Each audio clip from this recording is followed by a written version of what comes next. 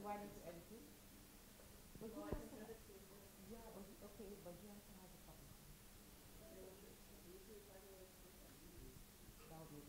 And also use that through Eagle. Can you get me that Eagle? Okay, thank you. Door, please. The door.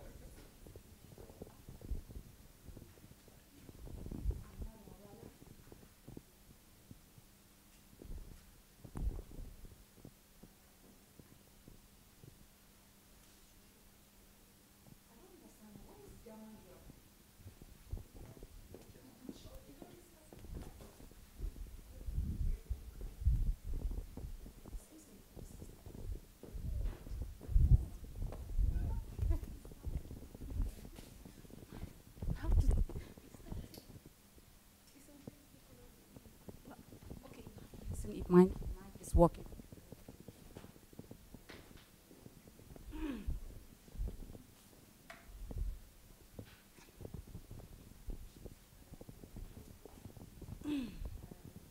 Okay, hello, good evening. Welcome to the Good evening, welcome to the first section of History Makers Training, January 2018.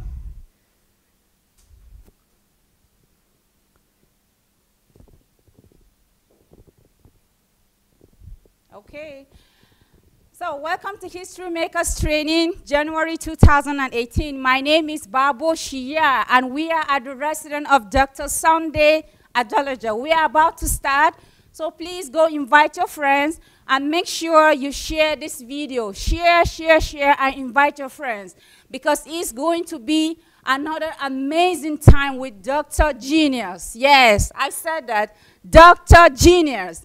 You don't want to miss this blessing. You don't want to miss this understanding. You don't want to miss this transformational moment. Go invite your loved ones and join us. And the topic throughout the week has been law and order. Law and order.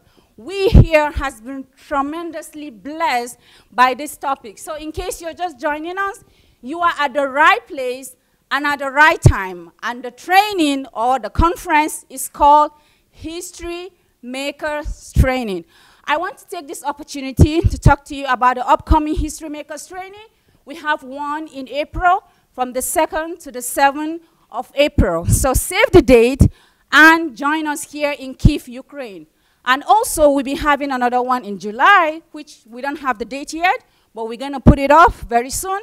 And also we have another one of Teenage History Makers Training coming up in August. We also don't have the date yet, but we are going to do that. So you should please be checking up with us, which you can find all the information at sundayadalajablog.com/visit. Again, sundayadalajablog.com/visit. You can find all the information you need there. Okay, thank you.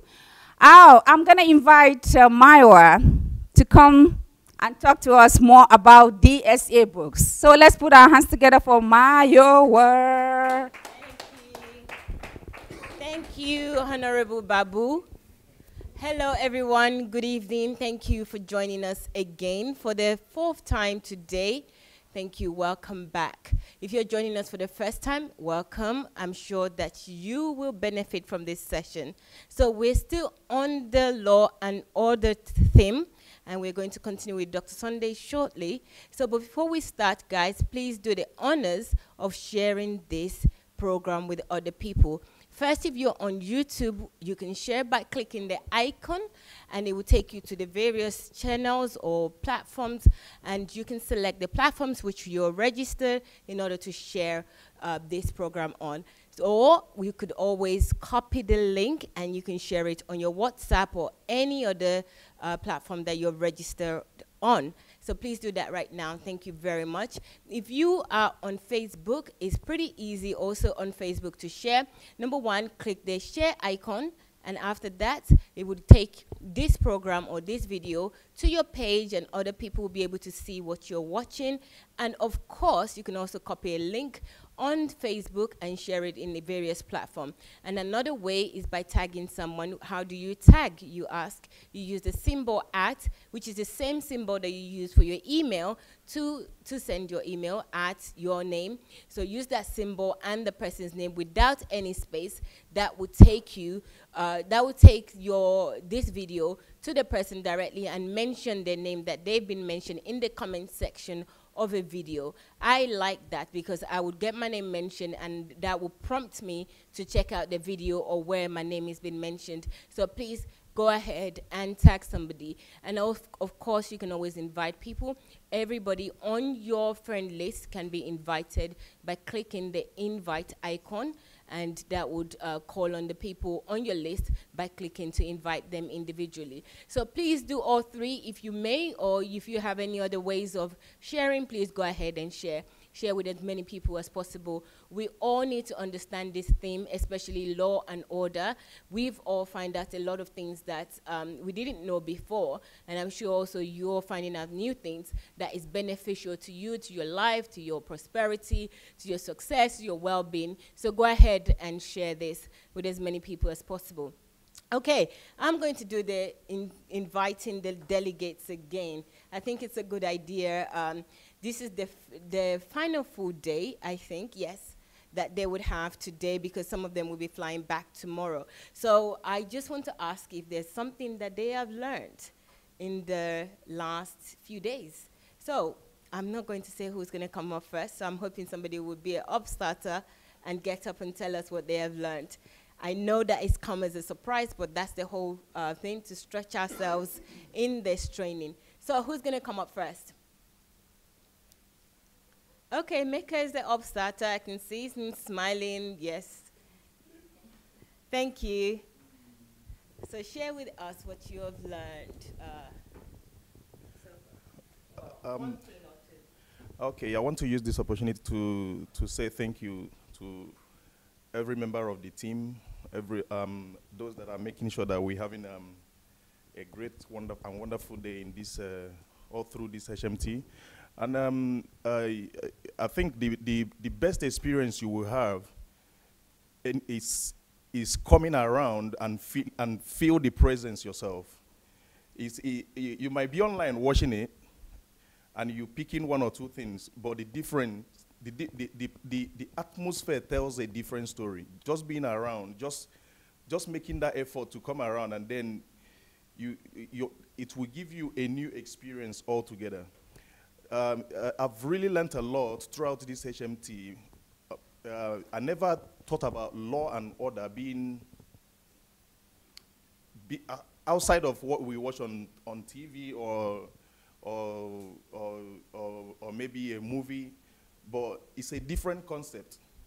So there is really a lot to learn. There is really a lot. I've really achieved a lot of things. I've really gained a lot of ideas. I've gathered a lot of ideas that I'm going to use to start working on things, on some project that are coming up, that is coming to me.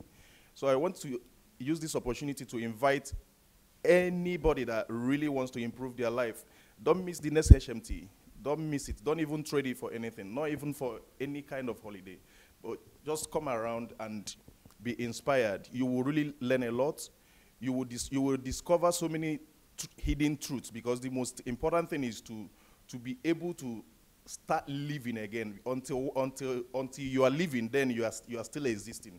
That's the most important thing. The most important thing is to start living, to start being human, to come alive, to live again. That's what it is for me. Thank you. Thank you very much. Excellent. Okay, who else is going to come up? Okay, we've got Baba here that wants to share his experience. Okay. Yes, good evening, everyone. Thank you very much. First of foremost, I would like to thank the team. They are great. I mean, since we've been here, they've been taking care of us and making sure that everything is working smoothly. And also, I mean, under the leadership of Pastor Sunday Adelaja. What have I learned? I think I've learned a couple of things. First and foremost, I've actually really learned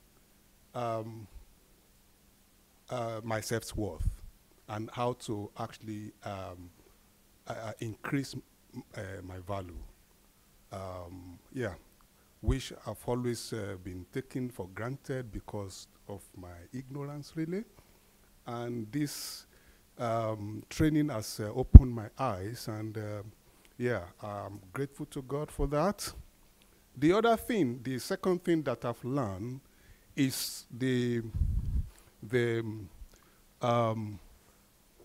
is that law and order is with pain. It comes with pain.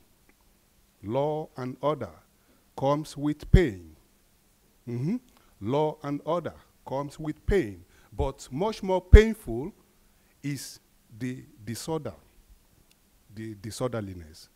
So, and why did I say law and order comes with pain? Because I actually really struggle at the beginning, really, to because you that you're watching out there on the platform, you might be listening to this message and following through, but actually, it's different here because everything starts from us.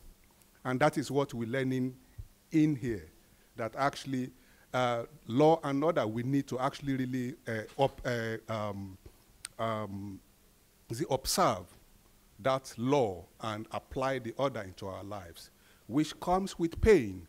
But as the lecture, as we've learned, what is much more painful is law and order without, which is much more actually really painful if we don't have it. It brings chaos into our lives. It brings, it could actually eventually bring death, actually. So that's been one of the most important things that I've learned, and I think it comes first. It comes first in our life, in whatever we want to do. The third thing that I've learned is actually having the, I think we went through Genesis, actually, the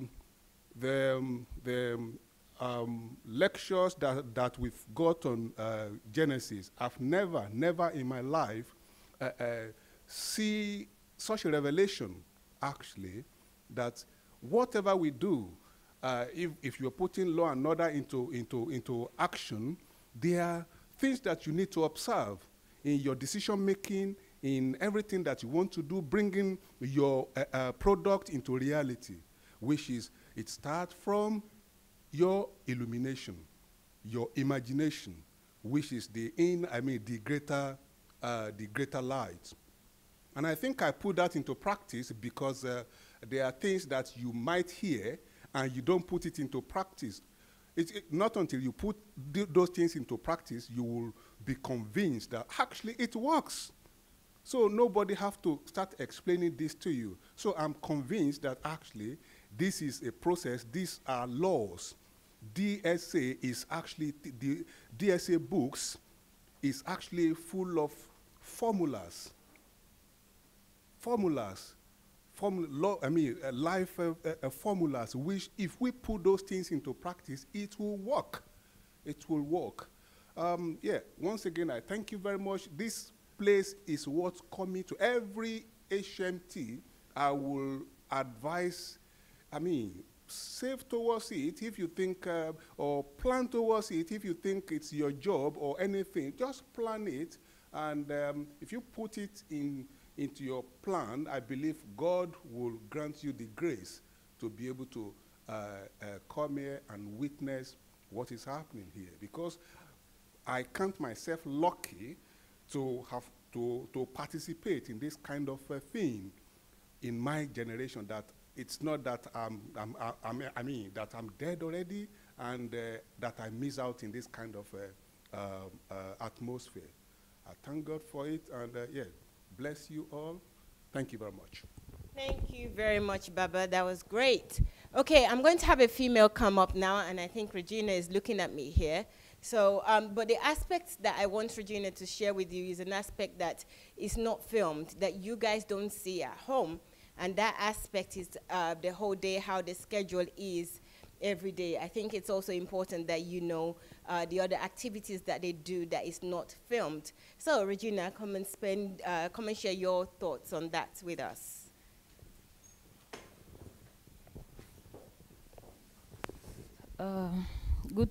Good evening, everybody that's watching or that have been following us on YouTube and Facebook. The week has been so really hectic here, especially like if I can just. It's been hectic, especially my second day. I was like, let me just go back.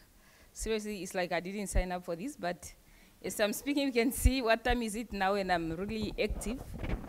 Seems like I'm adapting to everything. Okay, usually our timetables, or let me say our schedule, start at 8:30. By 8:30 we should be already here. Why do you want to scare people away? That's not what you're supposed to do. You don't scare people. That's not testimony. But anyway, I think I don't really have to tell you. You should share things to inspire people, not to scare people. True. That's very true. I think I should just keep this away from you guys. Because even me myself, nobody informed me or give me a highlight of what to expect. But I came with my friends who invited me here. The whole journey, but he didn't mention anything until I come to that's why you shouldn't mention too. And I'm sorry, you guys, you're not gonna. I just want you guys to come and experience it yourself. Sorry for that. I mean, the whole week has been so really productive. We gained a lot of things, a lot of teaching, with lots of assignments. Reading books, I mean, how to develop, like me, myself, I used to be like, beyond my anatomy books and medical books, I don't add any extra book. But here, I even manage, or let me say, I even found out that I have that capability or capacity to complete a book in 24 hours. Imagine. And then even the day I was supposed to, I mean, the day I started reading that book, it wasn't only the book, I mean, that book that I was given as an assignment. I had another assignment apart. And even that day I arrived, it was around 12 a.m. Meaning that really, I don't want to scare you guys, but just get ready next time if you want to come and visit. Just be ready. Apart from what you are watching, what you are commenting, that's why we don't even have time to read what you guys are commenting. It's really, just come, then you come and experience yourself. It's very interesting. Thank you. Thank you, Regina. I actually think that is good to share that you can stretch yourself. That's why I want people to know that everyone that have come up here, they've said how excellent it is, but also they have to stretch themselves. There's a lot of work involved. And if you're someone out there that you feel there's certain things that you cannot do, this is a place to become a history maker, for you to come and stretch yourself and have all the support that you need. So join us. We're going to have another HMT in April. So that's in 3 months' time. So prepare yourself and get ready to be a history maker too. So without further ado, I'm going to... People are asking questions about the books. Okay. How can they get more information? Okay, regarding the book, if you want to purchase the book from us, you can write to DSA, that's DSAS, BOOKS @gmail.com. That's DSAS books @gmail.com. And of course, you can go straight to the website also to order.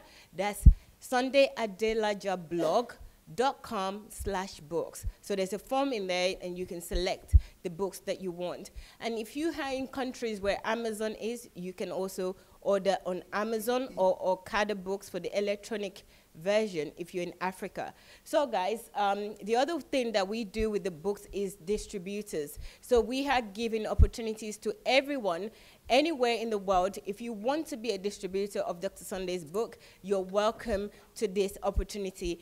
We will sell the book to you at wholesale price, which is a cost price to print, and send it to you for you to sell at a recommended price. But of course, you can sell at any price that you see fit. The opportunity is available to everybody. You can write also to DSASbooks @gmail.com. We look forward to having you as a distributor. So send us your information and we'll contact you. Thank you very much. Okay. Here we start again with the law of difference.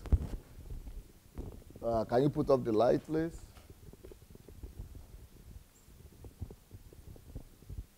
The topic of today is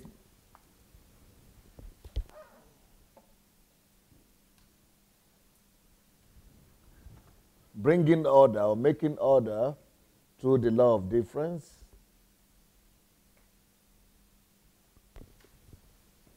I think we stop there, right? Okay, start reading from here again. Difference between day and night. What a huge difference just through separation. Yeah, so we have spoken about the difference between day and night, and the difference is thanks to order. When order is placed and separation is placed there, difference came. And what a huge difference, day and night. Things that seem similar or same must also be separated from each other to find their best position and order, like water above and water below. Okay, now this is very key. Look at that and read it slowly. Things that seem similar or same. That is where it is most difficult to find difference. And that's why there you need more wisdom. The law of difference, the ability to see difference in seemingly same thing or similar thing, that is why difference is required. I mean, wisdom is required because it's not glaring. It's easy when something is glaringly different or same. I mean, or different, separate. But when they are the same or similar, only wise people can see difference in them. But the ability to bring out a difference, all differences in things that seemingly are the same or similar, that is where order is needed. And that is a manifestation of wisdom. But the ability to do that is where the beauties are. That's where the inventions are. That's where the creativity is. Just like God was able to separate water and differentiate between water and water. Now, water is the same everywhere. What is the difference? How can you separate and differentiate between waters? But when God put order and separated water between waters, one became lake, another became ocean, another became island. What is the difference between island and a lake? The situation and the location of the land and the ground. Some outside, some inside. That is already a difference. Lake and ocean. Lake and what? What did I just say now? Island. Ocean is totally different ball game. So these are, just land and water, but they are different things already. That takes difference. That takes wisdom, and that takes order. Here we go. The next principle of order is boundaries. The next principle of order. So one principle of order that we saw is difference. Law of difference. The next principle of order, that how to create order. That's what we are dealing with. Order is created by seeing the difference in something. Order is created through wisdom. Order is created through boundaries.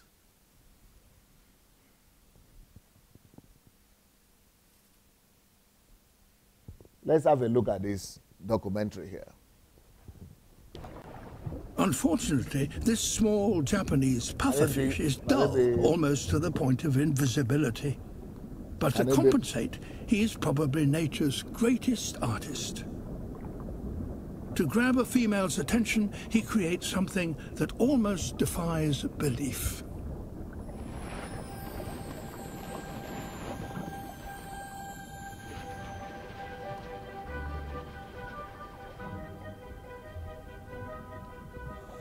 His only tools are his fins.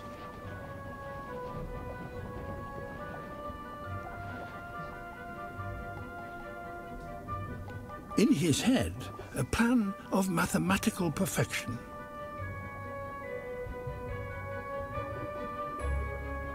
Why do we need to observe nature like this? Because we want to see difference, we want to learn wisdom. He plows the sand, breaking it up into the finest of particles. We want to see the order in nature.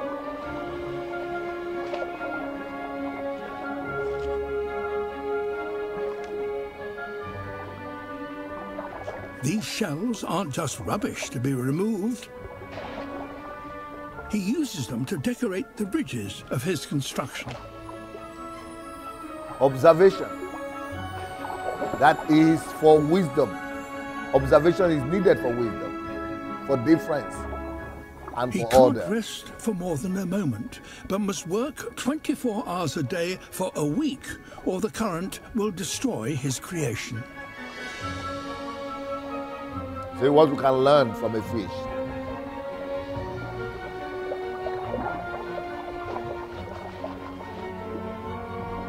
Instead of my people in Africa to be observing like this, they are going to church to pray every day, doing the same thing. When you are doing the same thing all the time, you are like crazy. The masterpiece is complete.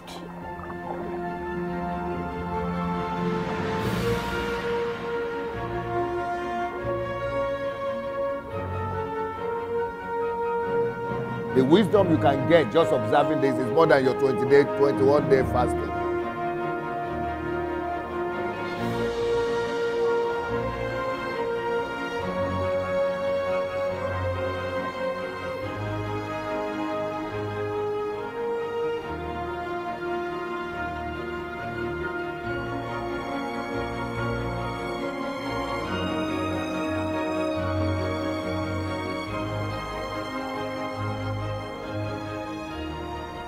Nowhere else in nature does an animal construct something as complex and perfect as this. Architectural construction.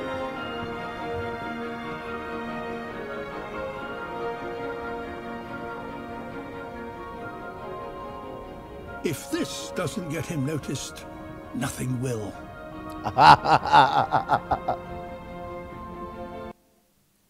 Beautiful.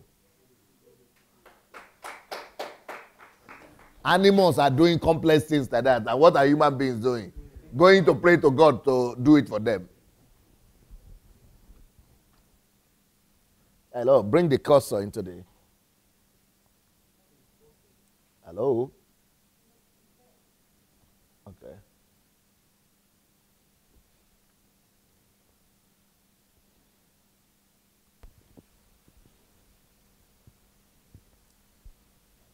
Okay, let's watch another one here. How Holland adapts climate change. So Holland has a big challenge with water. Let's see, through the law of difference and order, how Holland has been able to turn their catastrophe into a huge blessing. Think of the Netherlands, you think of water. Throughout its history, the country has been under constant threat of water, because 2/3 of the Dutch population live below sea level. Over 50 years ago, the country was struck by a disaster that eventually gave an enormous impulse to the fight against the water. In 1953, the coastal province of Zeeland was flooded, causing the death of over 1,800 people.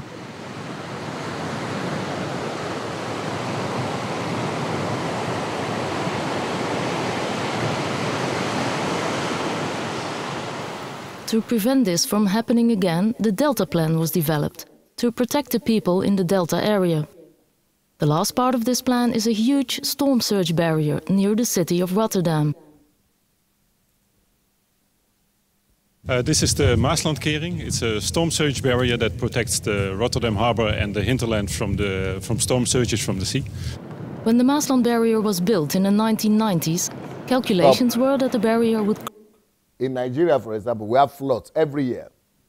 You think anybody is observing? You think everybody is doing law of difference? It's repeating itself every year, and it keeps on repeating. Because we don't learn from observation. We don't know how to create boundaries to curtail nature. But this is, the way a nation, a country is using boundary, the principle of that boundary, the order to fight and to curtail nature. Okay. Close about once in every 10 years. Yet, due to the changing climate, these calculations have become outdated. We have to deal with the effects of climate change, and in fact this storm surge barrier is ready for that. The only thing that will happen in the first 50 or 60 years will be that it will be closing much more often. So for the time being, the city of Rotterdam is protected against higher sea levels. But climate change brings along other challenges, such as unpredictable rainfall. We are, as we call it, a delta city.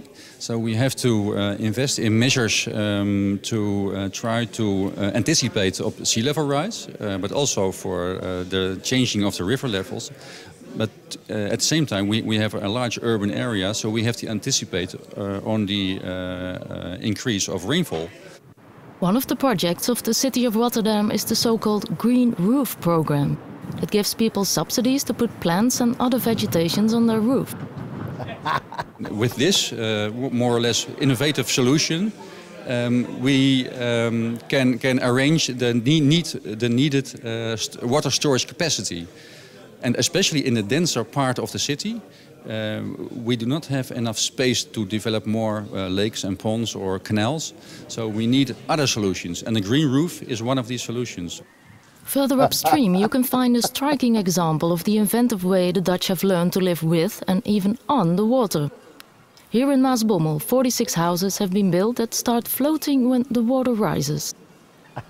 The house floats. We are now under the house, and this part is floating. It is completely free. It is built on pillars, so that there is no way that it can move. And when the water is rising, and by 2.20 meters, then the house is floating, and that's about here. Wow! There are even concrete plans for building an entire floating city. DeltaSync has developed a floating city concept, which means that we are designing and developing a city on the water. This means that the city is completely flexible and adapts to higher and lower water levels. DeltaSync sees huge potential for this concept. Well, the Netherlands is not the only vulnerable delta in the world. Many world cities are located along the coast. And it's estimated that in 2030, half of the population will live within 100 kilometers from the coast, which means that more and more people are moving towards the coast. So I think that this concept has major potential also for other delta areas all over the world. And that is exactly what the Dutch government wants to achieve. The Dutch have a lot of expertise to combat rising sea level, and therefore we have also a lot of expertise that we can offer to other countries and help them solve the climate adaptation problems. And isn't that the ultimate way to turn disaster into opportunity? When you think... Believe it or not, that is genius. Order. So look at the complex order these we have to create. We are not even talking about our own, just managing ordinary city. These are more complex solutions. Okay, here we go. This is what God did, separating between earth and heaven, firmament and earth. Separation. True separation bringing about order. Creating boundaries. Through boundaries, bringing about order. That is all wisdom in action. Genesis 1, 9 through 10. And God said, let the waters under the heaven be gathered together unto one place, and let the dry land appear. And it was so. Separation. Just by separation, bringing about product and bringing about order and creativity. And God called the dry land earth, and the gathering together of the waters called the seas. And God saw that it was good. After the sky, there are still no earth, until boundaries were established, for waters to stay in their spaces. Genesis 1. Wait. Look at here. God said, let the waters under the heaven be gathered together unto one place, and let the dry land appear, and it was so. Now, what first of all happened was, there was the firmament, you see under, then the firmament and the waters were connected together. So what happened was, God separated the firmament to go to the top and withdrew the water down. But then on the water, there was no land. So just firmament and waters. So what God did was, he said, let the dry land appear. So that came from under the waters. And then God had to separate waters from the land. That's why God sees. And God said that now is good. So read that again. After the sky, there are... So after the firmament, the sky... There are still no earth. No earth, just water. Until boundaries were established. Now, God only told the earth to appear after boundaries has been placed on the water and on the sky. There has been order. Boundaries has been placed put in place. Then the earth could appear.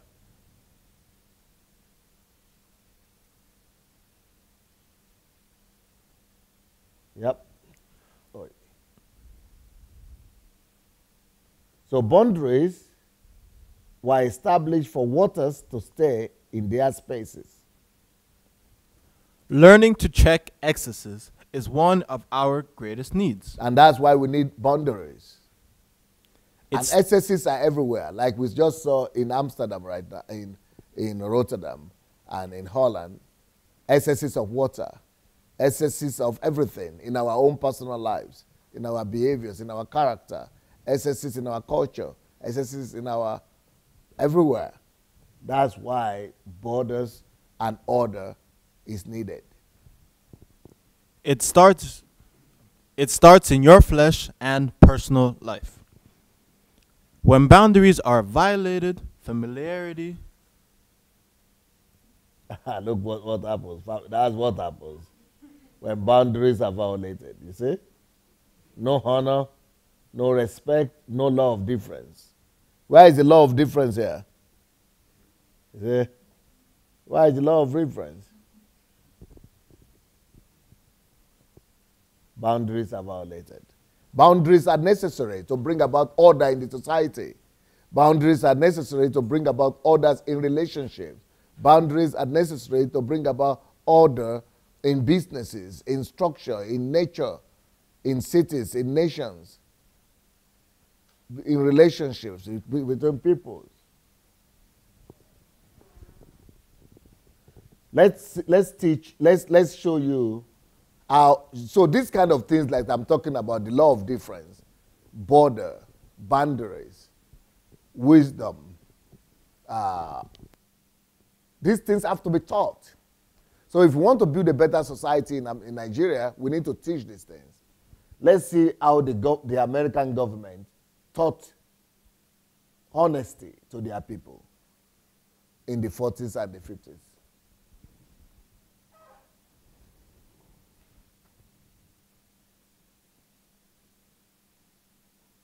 Using mass media. And we have to do the same thing too. We want our people to be honest. We've got to teach them. We've got to reorient them. As people think, so they are. We've got to change their mindset. Put the volume on, please.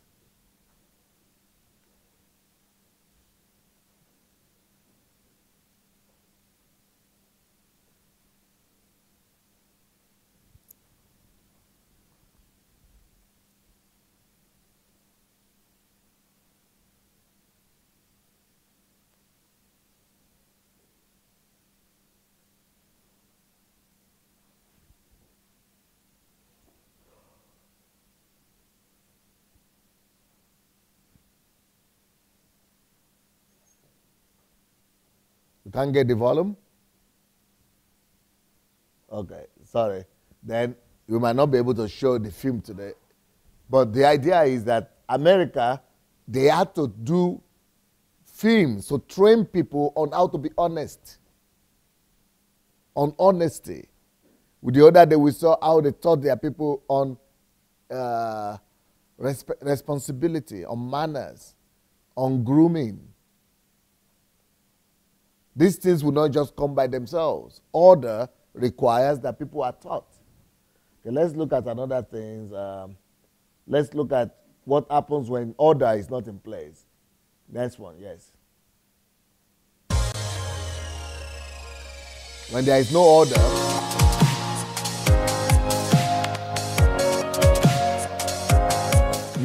no boundaries. A place can be lawless for many reasons. For example, it may never have been inhabited and therefore never needed laws, or the establishment could have collapsed and people took control. Although lawless places are hard to find, they do still exist. In this list, we'll be showing you 5 places that are pretty much lawless. We would like to give a big shout out to viewer Josh Beresford for suggesting this video. Number 5. Antarctica. As one of the few places on Earth that lacks anything resembling a government, Antarctica is of course going to make it on this list. It has no permanent population, just a few scientists who stay for a few months for research. Therefore, Antarctica is just a big empty ice cube with essentially no laws. Technically speaking, you could move there, build yourself a mansion, and nobody would realistically bother to do anything. However, if you start murdering people, you could be taken back to your country of origin and punished. Although kind of lawless, it does have some restrictions. Many countries in the past have tried to claim Antarctica since the continent does have natural resources. However, anything useful is buried so deep below thick ice, it's not economically viable to own. The Antarctic Treaty System outlaws any country trying to claim it, and essentially agrees that Antarctica is devoted to peace and science. Also, no military presence of any country is allowed. Number 4. Central African Republic. Although technically speaking it has laws, and if you break them you should be punished. Many laws, however, are just not enforced. You see, the government has lost control of its people. Gangs, warlords and thugs roam the streets and do whatever they feel like with no consequences from the government. Police officers also act as an independent gang and do whatever they feel like too. The situation has got so bad the government itself advises foreigners to stay away for their own safety. There are also many countries or parts of countries that have the exact same problem, but since this is only a list of 5, we cannot name them all and therefore just have to pick one. So while technically speaking it's not lawless, but if laws are not enforced, it loses its power as a law. An example to better understand this is if you had a $20 bill, but no shop or person in the world would accept it as currency. Although it's technically money, it loses its value and becomes worthless. Number 3. International waters. This one is slightly tricky. No country itself has claim or can enforce a law in international waters, however most countries will punish you if they catch you doing something illegal. For example, you can't just get caught killing random people in international waters and expect nothing to happen. If maritime law governed ships catch you, they can take you back to their country of origin and punish you under their law. However, with that being said, smaller crimes that are not so serious most likely won't be pursued. Also, open waters make up about 3/4 of the planet. This means a lot of illegal activities happen out there that goes unnoticed, and is therefore never punished. Number 2. Outer space. If you somehow manage to get into outer space and let's say travel to a different planet like Mars, you could do whatever the hell you want. Obviously the idea of one person going to space is ridiculous, but it's still technically an area which is lawless. Now, you'd never be allowed to actually build a space shuttle and launch yourself into space. They would lock you up before you even put your space helmet on. But just hypothetically, if you somehow managed to do it, you'd have complete and utter freedom. However, if you decided to return to Earth, you most likely would be arrested. What your punishment would be is very difficult to say, as it's obviously never happened before. In fact, you'd probably get a job at NASA for managing to build your own space shuttle. Since no one nation can claim any part of space, if any individual went there, you could do whatever you want. There wouldn't be much you could do, and certainly no country would ever bother trying to catch you. Number 1. The Deep Web. It's not a place you can physically go. Instead, the deep web is an unindexed part of the World Wide Web where anything goes. It's lawless in the sense you can buy drugs, guns, order a hit on someone and do all sorts of crazy stuff, but of course if you get caught you're still going to be punished by the laws in your country. However, if the deep web was an actual place you could visit, then it would be lawless. A place where whatever you want to do, you can do, and nobody in that area would stop you. So while it's debatable if it should even be on this list, as one would argue it's not an area, however the world as we know it is becoming more and more digital, despite being something you cannot... I think only that African country is interesting, huh? That one is even worse than Nigeria, I guess. Central African Republic. Okay, let's check the next one. How is German law? Huh? If we look at the German constitution, it's almost like Bach. A short piece of music, very well composed, well thought through, some basic motives, some transpositions of these motives, but everything in a short, very good And that's order. talking about order right there. Can you In believe December in a society that 2012, I works so traveled to perfectly Salzburg, like... Austria to teach a class on American constitutionalism. While I was there, I spoke with my friend Stefan Kirste, who's a professor at the University Law School. Stefan is from Germany, and I wanted to ask him about some aspects of the German legal system. In the wake of World War II, Germany completely reoriented its constitution to protect fundamental rights. The whole constitution is founded on them, and they're placed first in the text itself. I was especially interested in hearing his views about the Constitution's first article, which protects human dignity. The United States Constitution doesn't mention dignity. Instead, our Constitution explicitly protects individual liberty. Because Stefan knows American law well, I wondered what he thought about this basic concept in his own constitutional tradition. In my view, human dignity is not only a principle, not only a value, but a fundamental right. And it's the most important fundamental right. Because of the human dignity, atrocities of National Socialism, because of the consequences of World War II, it was quite obvious that under certain circumstances, persons could lose all their rights. So there had to be one right guaranteeing every human being the right to have rights, the right to be acknowledged as a legal person, which then has further fundamental rights. And because this was the idea, I think, behind receiving the principle and the right of human dignity. It's like in Africa, there's nothing like that. That's That's the law of difference right there. That's what we are talking about, the law of difference. Human dignity is inviolable. No country, no state can violate human dignity. If it does so, it denies its own preconditions, because then it treats some human beings not as persons. In the second sentence, the state is obliged to respect and protect human dignity, whereas the first sentence enshrines an axiom, a fundament of the whole of the Constitution, without which the Constitution simply wouldn't work. And the second sentence gives a right to reject, the individual to reject certain state action or demand protection where the individual cannot help itself. So some aspects of the welfare state, which we in Germany prefer to call the social state, are already enshrined in the second sentence. And I'm not so sure, since the first sentence is an axiom of the Constitution, if we wouldn't find aspects of human dignity even in the American Constitution, without the wording telling anything, but there may be privacy clauses or other clauses in which there is some aspect of human dignity. You see the difference between America and European countries here. Stop.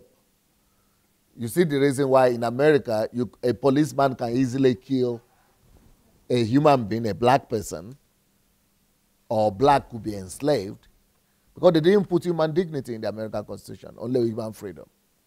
But in Europe, people also violate law in Europe, but they don't shoot them.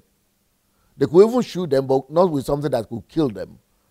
Just with gas or something like that, or something that could make them incapacitated, but not kill them. But in America, human dignity is not a big deal.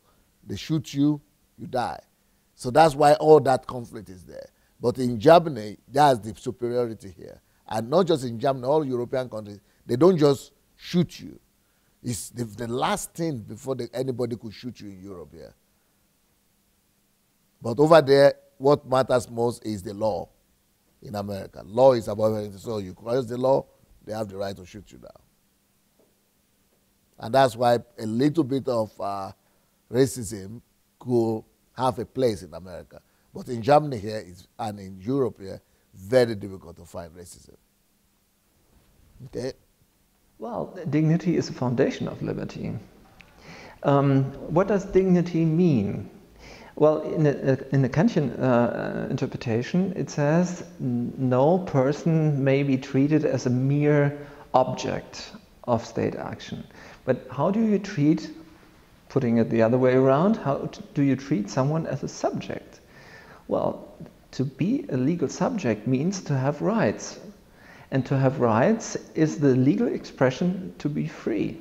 Because then your action, your free talking about my actions book. Have a legal relevance. The law of difference. That's the kind of thing I'm saying. By having a right. That we could introduce actually, in our society, my understanding, perhaps in the German understanding, and it could be one of our greatest strengths. Is founded so in all these dignity. Books I'm writing, if we could just implement them, mind-blowing. Thank you.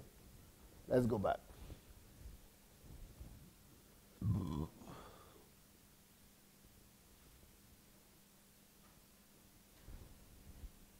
We read?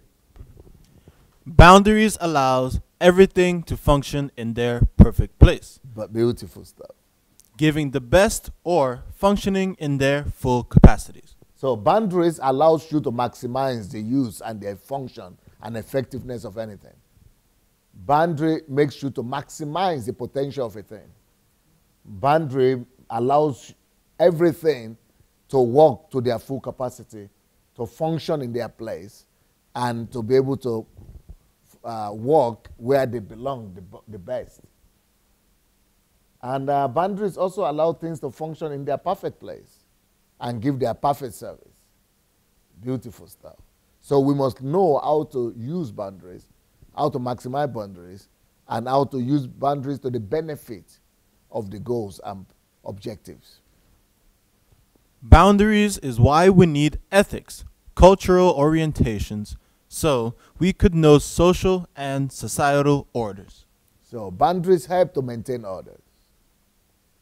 Orders are maintained where boundaries are defined. Countries where there are no boundaries are normally chaotic societies. Hence, the freest societies are most regimented. That's why Africans don't like Europe, because they are too regimented. But really, that is what guarantees freedom. Regulations. But when it's only freedom to do anything, to be like that Central African Republic that we just saw.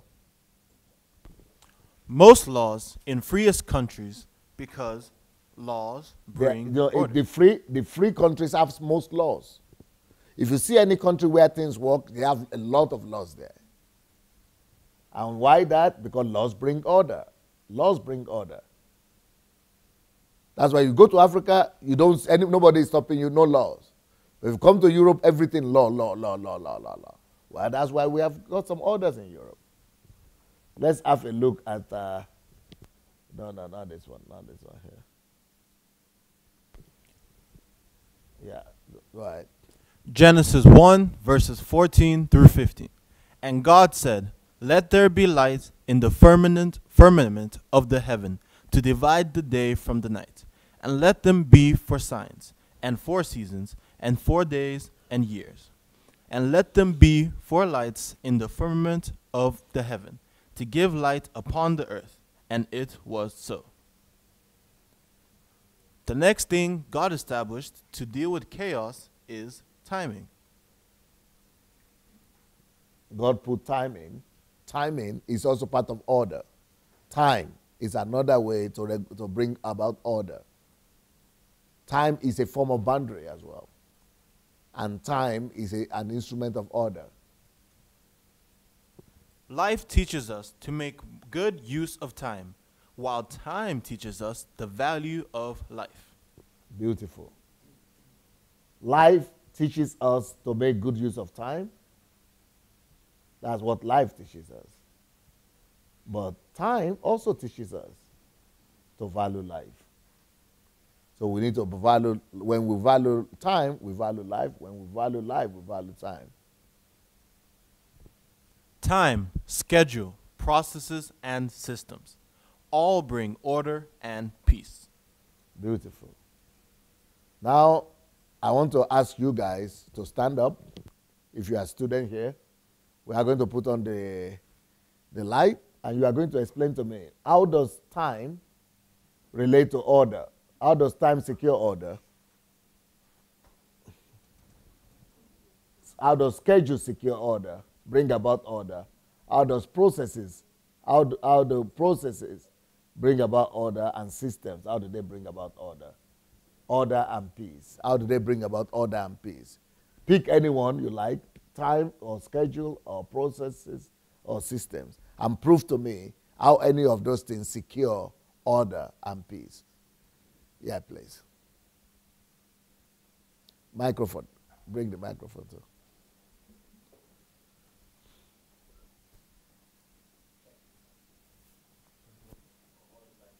Is it green? No, put it on a green. It's green. I'll pick. You'll pick what? I'll pick schedule. Okay. Yeah. There was a time. There was a time I. So schedule is what? Schedule is. Schedule. A schedule is a demarcation of time. Okay. So it tells you it's a form of boundary. Boundary, yeah. Okay. It tells you where to be and where and when to be. I don't know if I'm making sense. Yeah. So schedule is when you put certain demarcation or boundary into time to regulate and to guide you into a certain goal or destination. Okay. I've spoken to a lot of new students who come and start university in Ukraine. One of the most frequent complaints they give is, these people don't teach. That's the most frequent complaint. They don't teach? That's what they say. These people don't teach. And I asked them, so what do? They expect us to know everything. They come and they ask us questions. They come and they ask us questions. Without teaching us, they just give the topic and then we go home. I looked into the thing even when I realized that it's actually true. What we are paying for here is actually the system. They tell us when to come to class and what to study at that time. And then we go, we learn, and then we come and defend what we know. And that's how we have been learning, or that's how I've been learning for the past 5 years, is that you come, you get given your topic, you go home, you go and study, and then you come and defend your knowledge, and then if you answer according to the teacher's expectations, you get your mark. If you don't, the subject gets made clear to you. But first you must have that foundation of, you must know the subject. Otherwise, there's nothing to work with.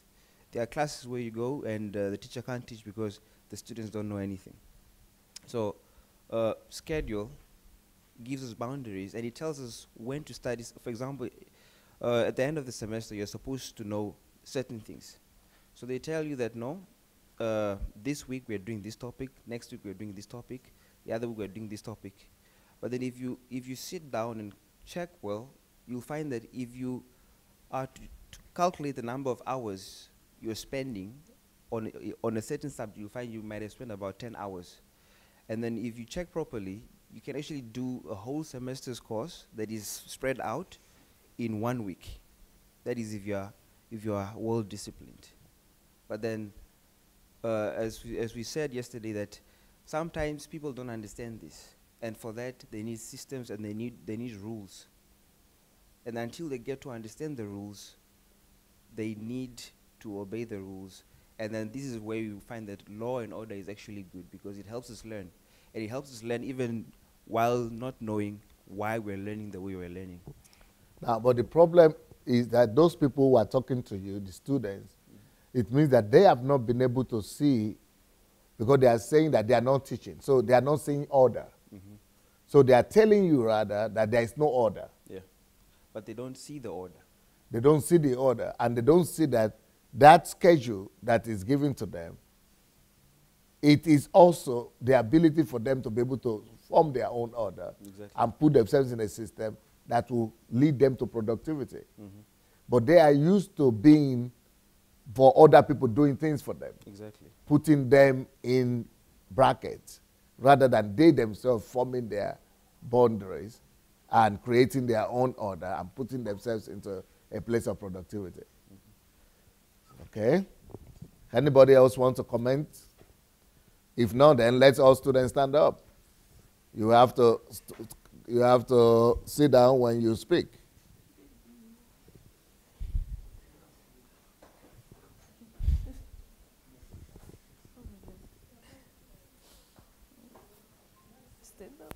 Just look into the camera, please.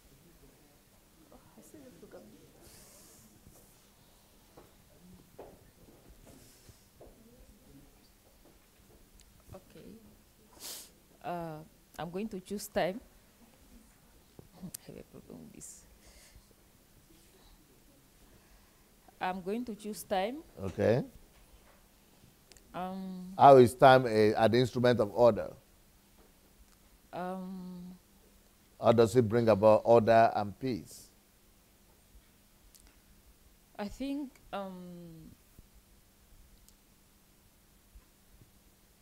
before you put things in order, you have to include time.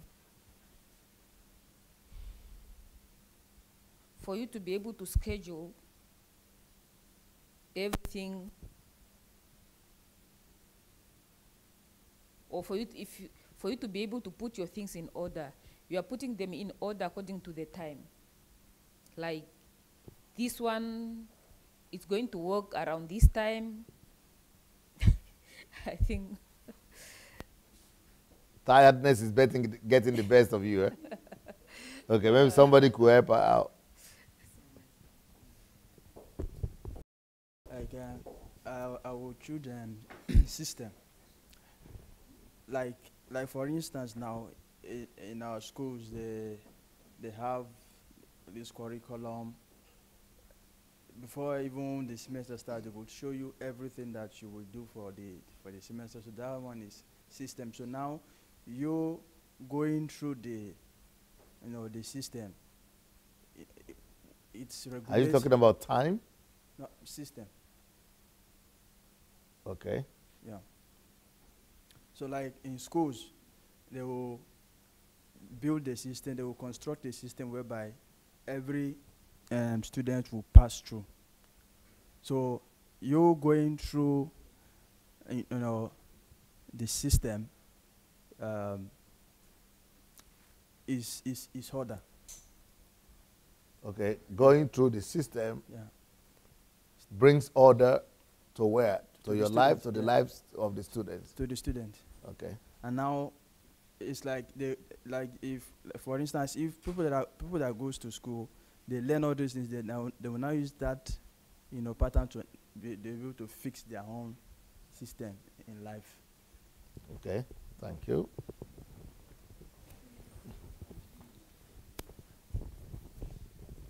I will try process, but I'm not sure. You will try what? Process. Process. I see process as a succession of little tasks that you have to perform in order to get a specific result or a specific task, in order to perform a specific task in time. I see, for example, as a synonym for that, I believe, for me, is workflow. And is what? Workflow. Workflow. For example, when I do an assignment, a translation assignment, first of all, I will I divide the assignment in different parts. I don't just begin with translation. Okay. I'll start, for example, with the project management, and then I work on terminology in a specific chunk of time, and then I will do the translation, and after the translation I will do the proofreading in both bilingual proofreading, and then I will give it, for example, 1 or 2 days, and after that I will do just the proofreading in the target language, for example.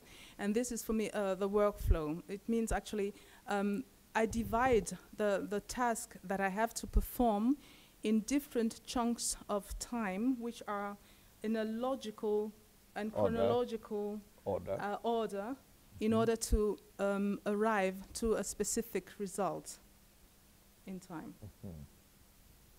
Okay. That's process, right? Okay. Because I work within the field of IT, so I think I'll use IT to explain it, and I'll take process like like she said. I see it as carrying out a specific, how do I put it now? Carrying out different tasks within a specific time frame towards a desired goal, and it's like there's an unwritten law that is built into those tasks that you need to carry out to get to your goal. For example, if an application is meant to go live, there's a rule, there's an order you need to follow, whereby you need to first of all develop it within a playpen, the dev environment, and there's a specific time frame whereby you go from that environment to the next environment for the test phase, where you have to test it. And within the test phase, because the entire project has a specific timeline where you need to actually deliver that product to either your customer or your client, the different stages has a specific time that you need to spend to develop, to test, and also to actually deploy to the live environment. So basically, it's like a sort of law and order is built into each phase of the process that you need to go through. So it's like you are constrained to work within some certain parameters, and you're not expected to violate that.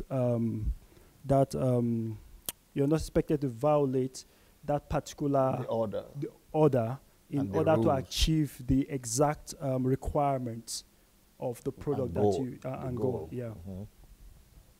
Okay. I'm going to be talking on time as an instrument that can bring order and peace. Now I will be relating time to personally, and how it can bring order into our life, and also how it can bring order into the society. Now, if I just want from what I've learned so far, I've come to realize that time, those clock, is actually for us. And the way I see the clock now, it's that if I see the tickling, and I know that every hour is actually for me. And I've asked myself this question, that the reason why after the day we are so worried, or maybe during the month or during the year we are so worried and so concerned, is because we've not been able to manage our time very well. For instance, if we have a task to do today, and let's say we've already seen that, oh, we are supposed to do something today, and eventually we didn't do it that day, and at the end of the year we discover that we didn't do it, we'll be so worried and we'll be so concerned. Now our peace will be then our peace will be gone, and we'll be lost, and everything will be like, why is my life like this? Why is my life in the mess and all these things? Now the reason is not because of any other thing, but it's because of the fact that demons, or maybe the pressure, or maybe your parents, or maybe some friends, and that is when most of the time we'll just look for the nearest thing to hold responsible for all those things. But let us now consider a person that has been able to manage time very well. And for instance, I have 5 tasks for the day, and I was able to achieve the tasks for the day. Then the next thing, maybe that evening or the night, I'll be like, oh, thank God, I was able to do this thing. Oh, I'm relieved. And maybe I'll have a good night rest, and also think about what am I going to do the next day. That is personal. That is how time can bring order and peace into our lives. Beautiful. Now, also into the society. Now, one thing I discovered about Holland, Netherlands, is the fact that, this country understood the season. And season and time, they go hand in hand, like time and season. So now, they understanding that, okay, we'll always have the incidents of rainfall at this particular time, made them to see that, okay, at every time the rain falls, there is this flood, or there is this attack we get from flood, and which affects, which brings about the loss of lives and all those things. Understanding that season makes them to put their mind into action, and they start thinking, okay, what can we do?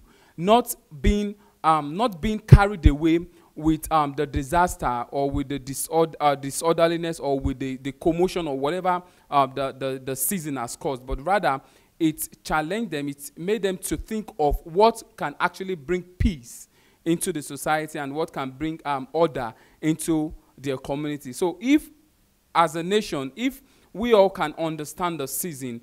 And also an example I noticed in Ukraine is this. Anytime winter is approaching, especially in my city, in my state, I noticed that there is this truck that goes around, and my first experience was, I saw that the truck will go around, and someone would start putting sand on the floor.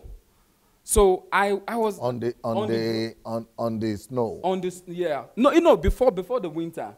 Okay. They would have put the sand at some specific locations. Ah, okay. Yes, that's just before the winter period. Before the snowfall. Before the snowfall. So the very first thing I thought they wanted to start a construction.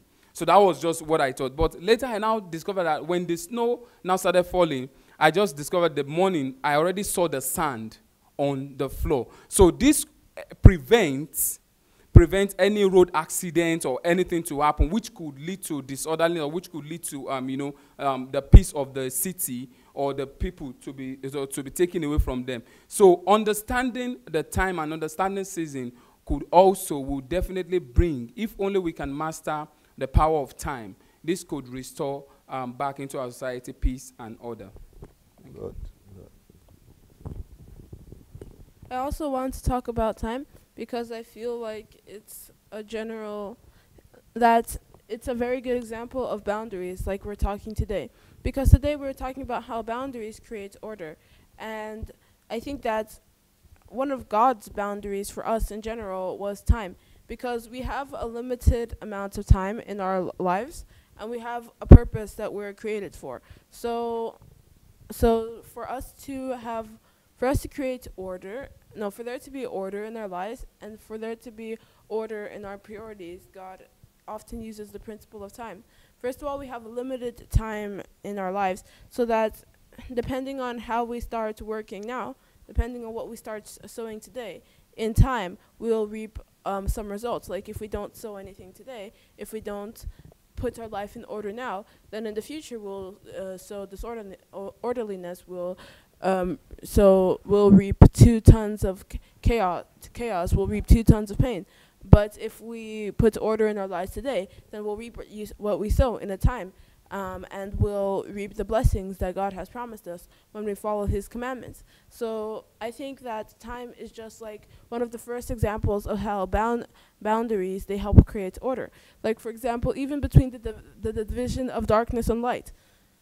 Because there's order in our ecosystem and in life in general, because think about how we work. We work during the day and then we sleep during the night, and that all depends on the pattern of when it's light and when it's dark, and that's because of the time that passes.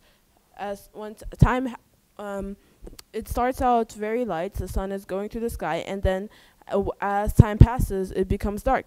So then we have a schedule that we bring around that. We have an order of things that we do based around the time we have in the day. Also, I think that time is a boundary, because if we had unlimited time, then technically we could have an excuse not to do anything, because there kind of wouldn't be any consequences if you didn't do anything. Time is a resource that you can't bring back, and that's what makes it a boundary. If you invest your time, or if you spend your time well, then you'll reap something good from it. You won't have wasted that valuable resource. But if you waste your time, or if you spend it doing something bad or something you didn't need to be doing at all, then that time is gone. Also, you haven't reaped what you're supposed to reap. So it becomes a boundary, because it becomes a boundary in the sense that you wanted not to have boundaries. You wanted not to follow the order of what you needed to do. But in the end, you reaped what you sow. You reap what you sow. Yeah. What you sow. So in the end, you still had to do what you have to do. Just have less time and more regret. So I think time is a good example of a boundary. Okay. Thank you. I will start with schedule. I think schedule is it's a division of activities, or a given activity which is performed at a given time. And time is a measure of, from A to B, a specific moment in time. And also, process is the process of carrying out activities, a different activity within, which goes through a process from maybe different divisions, and which I believe there are boundaries for each of these stages. Otherwise, there could be malfunction or chaos if boundaries are not maintained. That's how. Okay.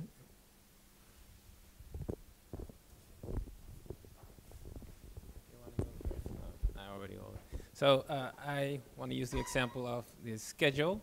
I see the schedule as an organized list, which you can use to get to your goal. For instance, a to-do list, where when you have certain things to do on a day, you can make a to-do list with the things on it to importance.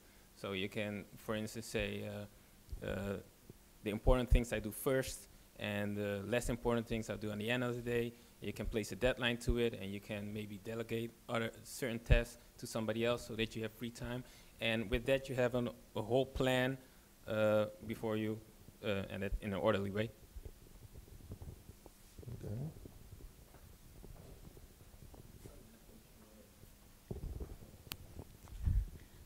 Okay, I'm going to talk about system. A system consists of several elements that interact with each other. So in order to make an orderly action, so each element has a role or a function, and that they take that action and it triggers another element's action, then we get an order. So okay. One element will perform a specific role, and that action will trigger another element action, and it goes on and on. So that is an orderly way of doing things. Okay. Okay. I'll go with schedule too. You know, schedule works with time. You know, it deals with time. So schedule is like differentiating between time into different portions for different purposes. So when you separate between time and you fix different times for different reasons, with that you get to achieve order. I mean, when you, for like 24 hours you're having in a day, when you break everything into different portions for different reasons, you arrange everything for the whole day, then with that you could get to achieve orderliness. Okay. Okay.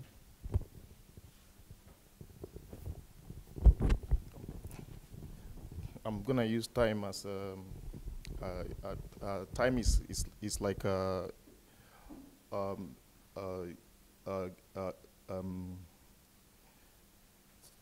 it's time. I'm gonna use time as a boundary, because time is like what regulates the amount of the amount of time we use to achieve a certain task. Time is as a boundary. I see it as one of the things that I myself violate a lot, because I know I do set some certain goals, and because I really don't pay attention to time, and I think there was a time I had an appointment, and on arriving, because I was a few minutes late, I wasn't able to get my appointment because I violated the law of time. So I believe that time is a blessing, because it actually brings orderliness in our society. Okay. Thank you. So I'm going to talk about a schedule. So a schedule is a form of order, because it basically means that you're agreeing to a certain time and being there. So it would create organization and orderliness as well. For example, you call in for an appointment, a doctor's appointment, and immediately they place you on a schedule. So they give you a certain time slot, and you're expected to be there at that time. So because you're expected to be there at that time, it creates orderliness in your life to be there at that specific and specified time. Okay. Let's go back to our notes.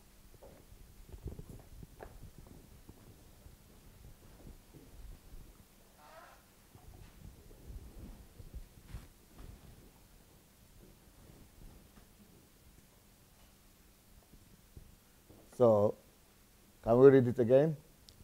Time, schedule, processes, and systems all bring order and peace. Okay. There is a time for everything, and a season for every activity under heaven.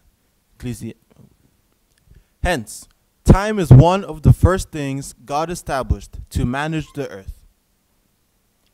Another very important thing God established for order on the earth is space.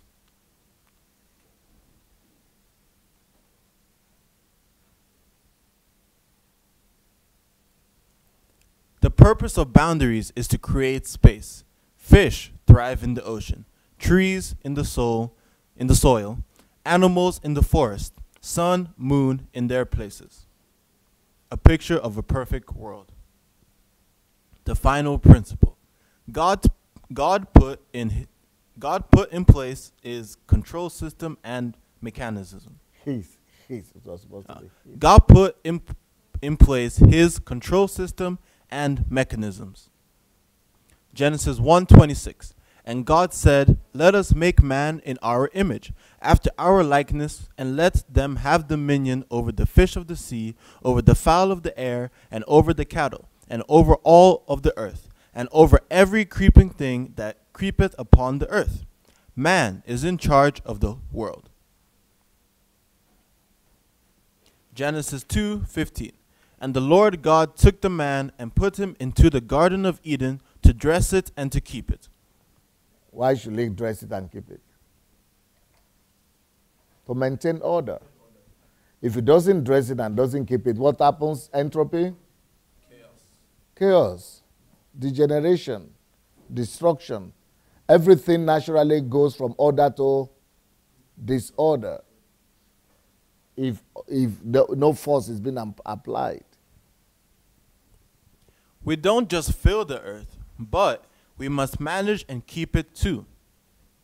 Only that way we maintain order and preserve our heritage and achievements. So if God trusts us to live in a nation, we are to do what they were supposed to do in the Garden of Eden in our nation and in our space. To put them in the Garden of Eden, to keep, to dress, you see, to beautify, to build. That's bringing the kingdom of God down. Let thy kingdom be done on earth. Let thy kingdom come on earth as it is in heaven. And keep it. And keep it so. Don't lose it. Then when God gives us any space, like a country, a city, calling, family, we are supposed to take care of it. To keep it and to till it. Lessons. Number 1. Ability to see a difference is one of the most powerful qualities of wisdom. 2. The second principle of order is boundaries. 3. Law brings order. 4. God established timing to deal with chaos. 5. God established space for order on the earth. 6. God established control systems and mechanisms to bring order. 7. Man is in charge of the world. Okay, the first one here. Many of the Dutch continue to cycle even when the rain is pouring down. That is also possible because the infrastructure is perfectly suited to get rid of the water on the surface. The system of catch basins of the Dutch continue to cycle even when the rain is pouring down. That is also possible because the infrastructure is perfectly suited to get rid of the water on the surface. The system of catch basins, spaced out with regular intervals, has cycle-friendly grates, placed vertically in the curb. That way people passing on bicycles do not have to watch out for the grates. There are larger versions of the grates in the larger curbs of the carriageways for motor traffic.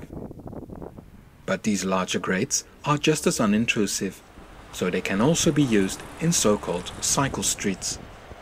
When a road is reconstructed, you can see how the system works below the surface.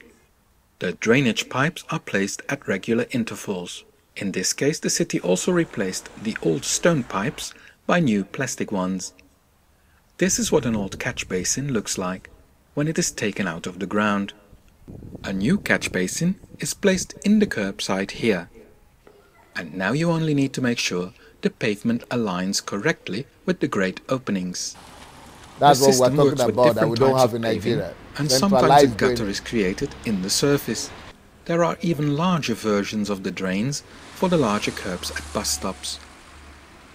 Some grates also have horizontal openings. Sometimes the position in the street requires the grate to be completely horizontal. But these drains are also not dangerous for cyclists, which also depends on the position in the street. This one is placed at the edge of a cycle path.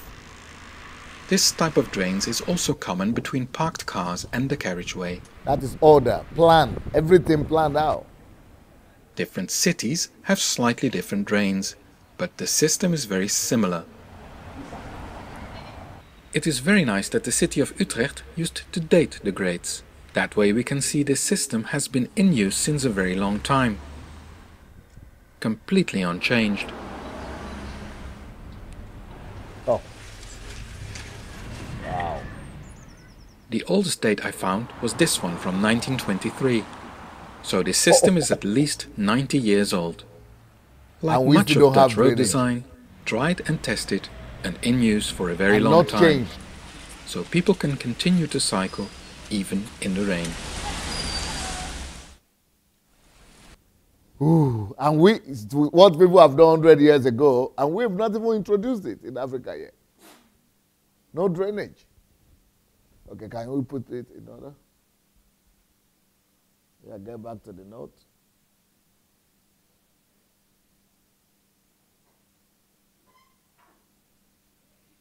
Where is the note?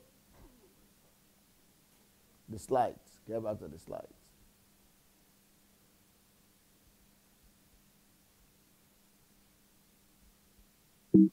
Okay.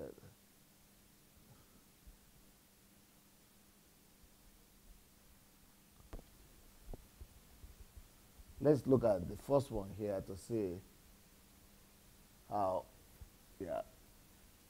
God put order in nature.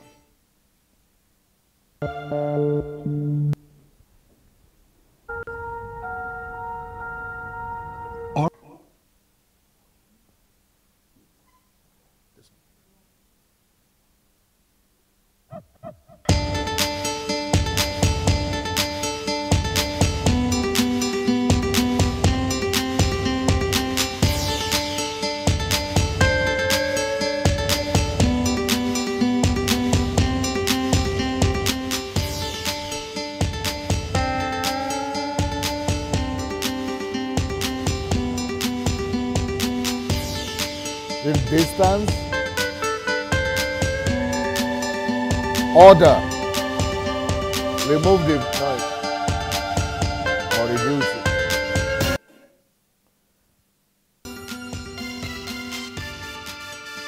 See, everything is segmented, regimented, order, borders, distance. That's how God himself operates. So we cannot escape it.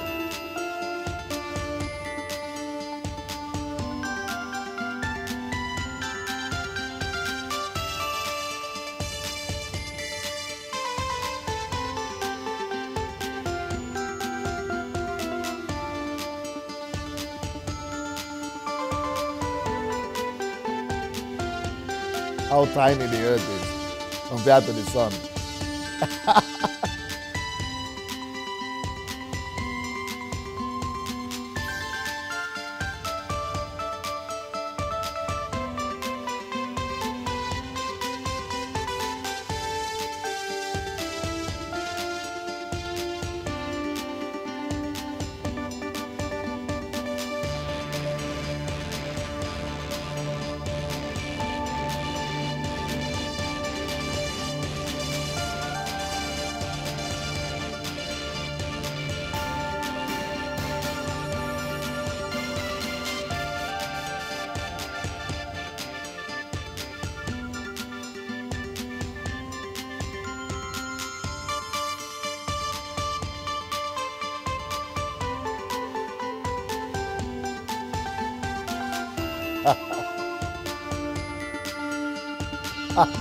That's a whole galaxy.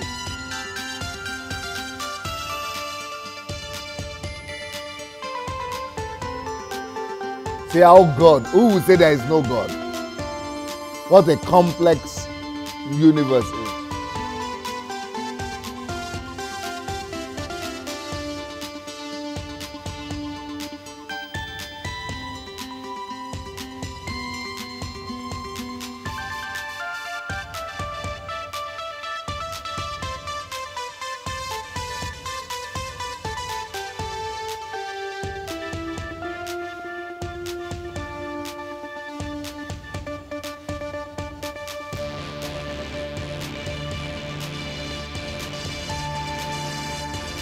So who are we then there? So minute. We are nobody, absolutely. And then we are asking where is God, and who is God. Want to question God. Beautiful. What was the name? I think people should keep that. Mind-blowing. Earth compared to the rest of the universe. Amazing. Amazing. Okay. So let's see the next one. This is how America was also training and cultivating the culture of exercise. If you go to America today, everybody is exercising. Not everybody, but a large percentage of the country is exercising. And that was input in them in the 40s and the 50s by training the whole country, the importance of exercise. So it's not just by accident. It didn't just come about by accident. Okay, here we go. So any value that we want to cultivate must be intentional. That is order. That is how things function, intentionally and in order.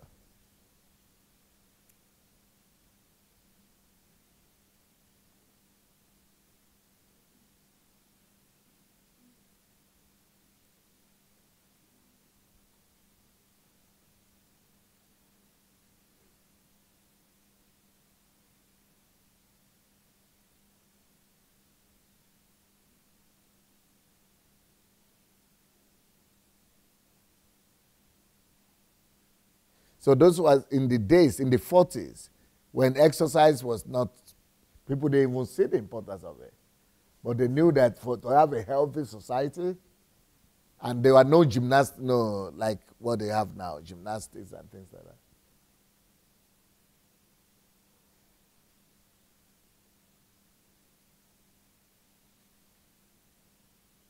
So the whole idea is just to cultivate a certain value system in the society, and it was being shown on television and everywhere.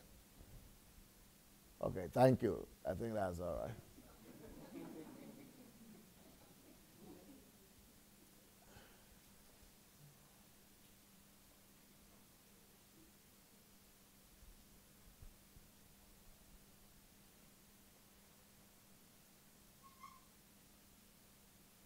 Now, let's now see how humans have tried to copy God in putting order in place, coming about with constructions and mega projects. The first one. Many developers, engineers, and architects have grand ideas, but actually pulling off breathtaking, enormous endeavors is something relatively few accomplish. Yeah. Here are 10 mega construction projects on track to open soon. Number 10. Beijing Daxing International Airport, we saw this China. Before, right? Despite delays, okay, let's go to the other one. Let's go to the smart city. Yeah, smart city. Oh, did we see that too? Make it bigger.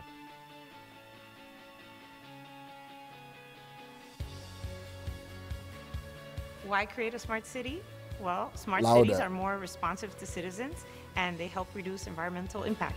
They're more cost-effective and they're safer. Smart cities make people happier and more connected to their community. But also, we want to be on the cutting edge. I'm a big believer that technology can help save lives, make us more efficient, and deliver a better quality of life for our children and our grandchildren.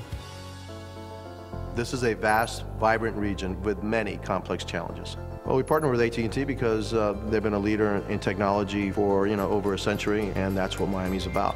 When you have data, you have to understand what the data means.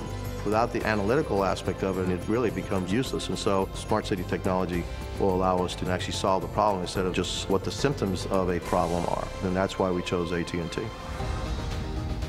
Our population is growing, and we need to leverage technology to help improve livability. AT&T this is what supporting Africa is supposed to be busy by doing. Instead of just going to sit in churches for ages and day in, day out and just wasting lives. Instead of duplicating heaven on earth like this. Go ahead. Insight and technologies, and that helps us be more efficient and more responsive. We've installed traffic monitoring cameras with smart signals. It allows us to manage traffic flow by modifying signal timing in real time. Our goal is to have this technology available along every corridor in Miami-Dade County. This is order. Your quality of life is never going to be good unless you feel safe. First, we retrofitted our conventional lighting system with a smart LED lighting platform, which provides much greater safety for our residents. Next, we chose an area that had public safety challenges, and we installed cloud-based technology management platforms so police could access footage from security cameras from anywhere. The key to the system is AT&T's LTE mobility network, which lets us stream all of the security footage, which would be very difficult without AT&T's LTE network. Real-time monitoring, along with these lighting upgrades, go a long way toward making people feel safer in their homes and throughout the county.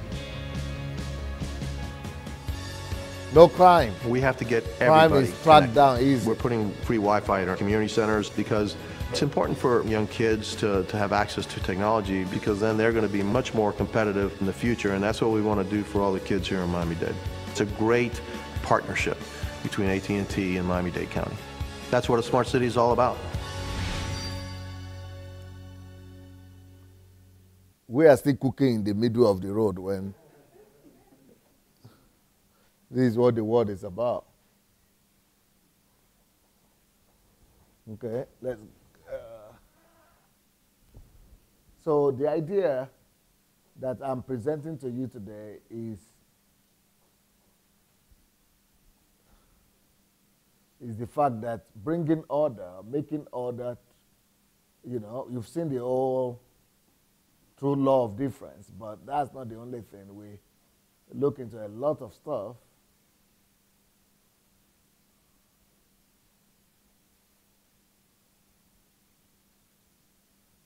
You see, these are the main lessons we learned today.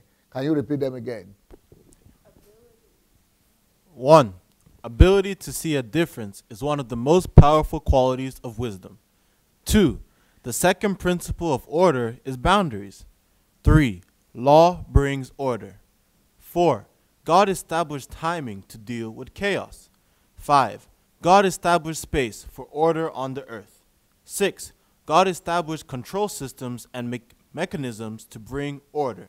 7. Man is in charge of the world. So, let's put on the light. Huh? Wow. Put on the light.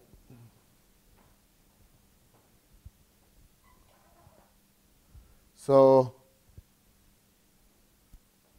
the idea is order, difference, borders, systems, timing, schedule, all these instruments that helps us to make order. Cities, industries, everywhere order is needed. So now it's time for you to get back to me with your summary of what you think you have taken away from today's class, from today's lesson. Okay, before I ask you to stand, maybe you want to help yourself. If not, then let us all stand. And come forward and tell us what you are learning today.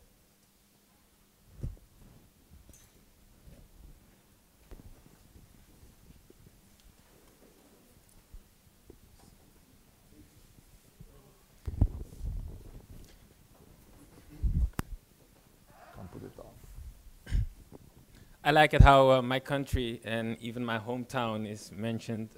We remembered Holland, yeah. Yeah, so I'm very proud of my country. And I saw in the city of Utrecht that they have the draining things almost 90 years. Yep. And you were saying the other the African countries, and in this case Nigeria, doesn't even have it. Now. So now. And the system exists for almost 90 years. So it's a shame that Nigerians and most other African countries don't see that they don't need to invent something new in this case. It's already there. Yeah, it's already there. And I think that counts for most things. Most things that are already there. And that's what you're learning us, because in the Bible we see those things. And So we only need to look at what there is already and then create new systems. We can start with the things that are already in place by looking at the Netherlands, Germany, and other countries, and from then on create other things. So. Yeah. What kind of hairstyle do you have today? Yeah, unruly hairstyle. Anyway. Okay, so anyway, I like this today's topic about order being brought about by boundaries a lot, and I think it builds on the things we learned before. For example, yesterday we learned about the pain of lack of law and order, and today we're learning about boundaries. It kind of fits together because when you have boundaries, it's a type of pain. It's kind of unpleasant, but at the same time, it prevents much larger pain, which is the pain of lack and order, after all. And we mentioned that order is brought about by boundaries, and these boundaries begin in your personal life and personal habits. That was one of the slides, and I just think that's a really good point, and I think that's a really important thing to keep in your mind, because as we discussed before during the HMT training, a lot of people, especially in Nigeria and other African countries, they look at the success of the Western world, and they think wow, in the Western world they have everything anyone would ever want, and we just want to hurry up and by some miracle become exactly like them. But first of all, the most peaceful countries, the best countries in the world, the freest countries in the world, are the countries with lots of laws, as we confirmed today. And then second of all, as the videos that we've, especially the Hollywood videos educating people that we've been shown during this whole time, as those videos demonstrate, the safeness in those countries isn't just because of the laws even, it's because of the boundaries that the people have learned to put on themselves. It's because of the people learning to deal with the resources that God has given them in the appropriate ways. Like, for example, when there's natural disasters in Nigeria, because there's no order, often it's just there's lots of chaos, there's lots of unpleasantry, there's lots of unhappiness, and nothing gets solved. It's just it happens, it's a tragedy, but then nothing really happens after that. No lessons learned. No lessons learned until it happens the next time, and there's another panic, and it's just like a continuing cycle, just like a hamster running and running and running in its hamster wheel. But let's look at the Netherlands. Even at the end, it even said, look at the way that the Netherlands has used cutting-edge technology to make the fact that they are lower than sea level, which is not an easy thing to deal with. I mean, if you think you're lower than sea level, doesn't that sound dangerous? But they've used that position into an opportunity to make life better for their citizens, to build houses on the water, and to make their cities cleaner, and to make it more friendly for cyclists, and to make their country more ecological. And the reason that they did that was because they put things in order, because they put things in order, and because they went through the time of putting things in order, and they went through the time of implementing systems to deal with the resources and the problems that they encountered. So they didn't just kind of sit around and hope for things to happen. They actually went forward and put things in order. They founded systems to keep the order and maintain the order. And just like we were told today that God created men to dress and keep the Garden of Eden, and that's what we're supposed to do today. So anyway, the whole topic makes so much sense. It's even sad. We have to be taught about this in these special classes, because we see that in successful countries, in Holland and Germany, in all these countries that we want to be like, it's just a well-known fact. Of course of course everything has to be in order. Of course everything has to be in a system. Of course time has to be delegated into special times to do special tasks so that there'll be order in the country. But in many of our lives, when we just are scared of work or putting things in order, and in many African countries, we don't realize that yet. So I think it's a very good lesson that we've received today. Thank you. Yeah, if I have to summarize what I've learned today, I've learned that wisdom is the ability to differentiate, and much more difficult between two things. I mean, between just a single object, and it gives us the ability to actually celebrate others as well. The other thing that I equally that I've learned is also it's one of the other key components of wisdom. Also, is the to create boundaries as well. It gives us peace, and that without boundaries, there will be chaos, and yeah, that's what I've also in terms of it's. Somebody is challenging you people and saying, why is it nobody is using the example of that puffer fish that's constructed? Oh yeah, yeah. I think that was really it made me think as well that if fish could do such architectural thing, it's very even engineers, even engineers in our African universities are not doing anything. They are not doing that, and I think it made me think that actually we human beings, if just animal, which I think was described in one of our lectures, that they are what is it called, like a body who doesn't. What's that? Biomass. Biomass, yeah.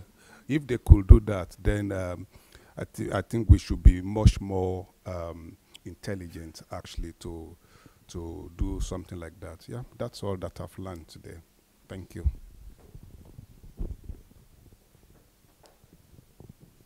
What I learned today was that boundaries, setting boundaries, help us apply the law of difference.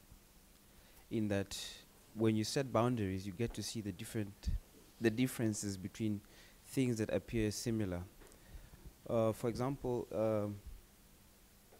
where I come from, we have anthills. So anthills, the most peculiar thing about anthills is that they, in the southern hemisphere, they all point south, and then in the northern hemisphere, they all point north. And the most amazing thing about them is that the temperature, no matter what season it is always constant, and that the temperature is always constant, and they're all organized. And the funniest thing is also that they keep other species as servants. They keep other kind of creatures as servants, and they even have their own agricultural processes that happen in these anthills. They store their food. It's like they're very organized. And if animals can do that, why can't we?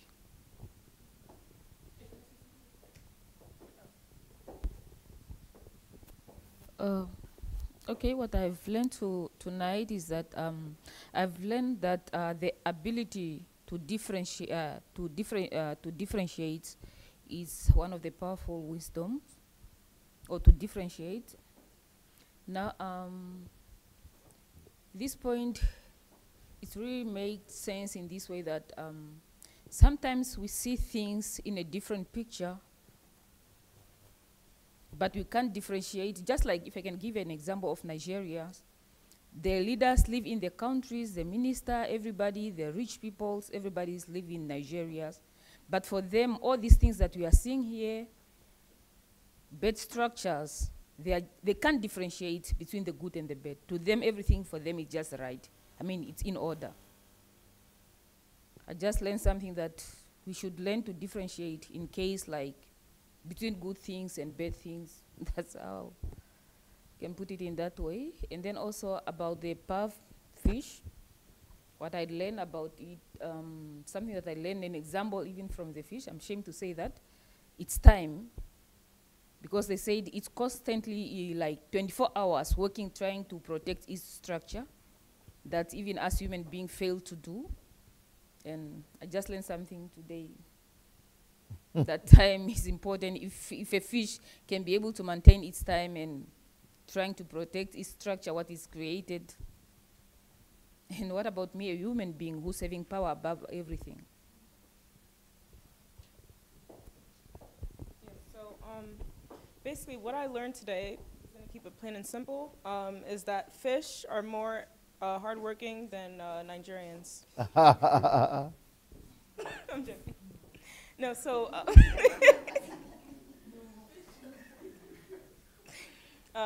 so like the video that we saw this morning regarding the cassava plant, is that what it's?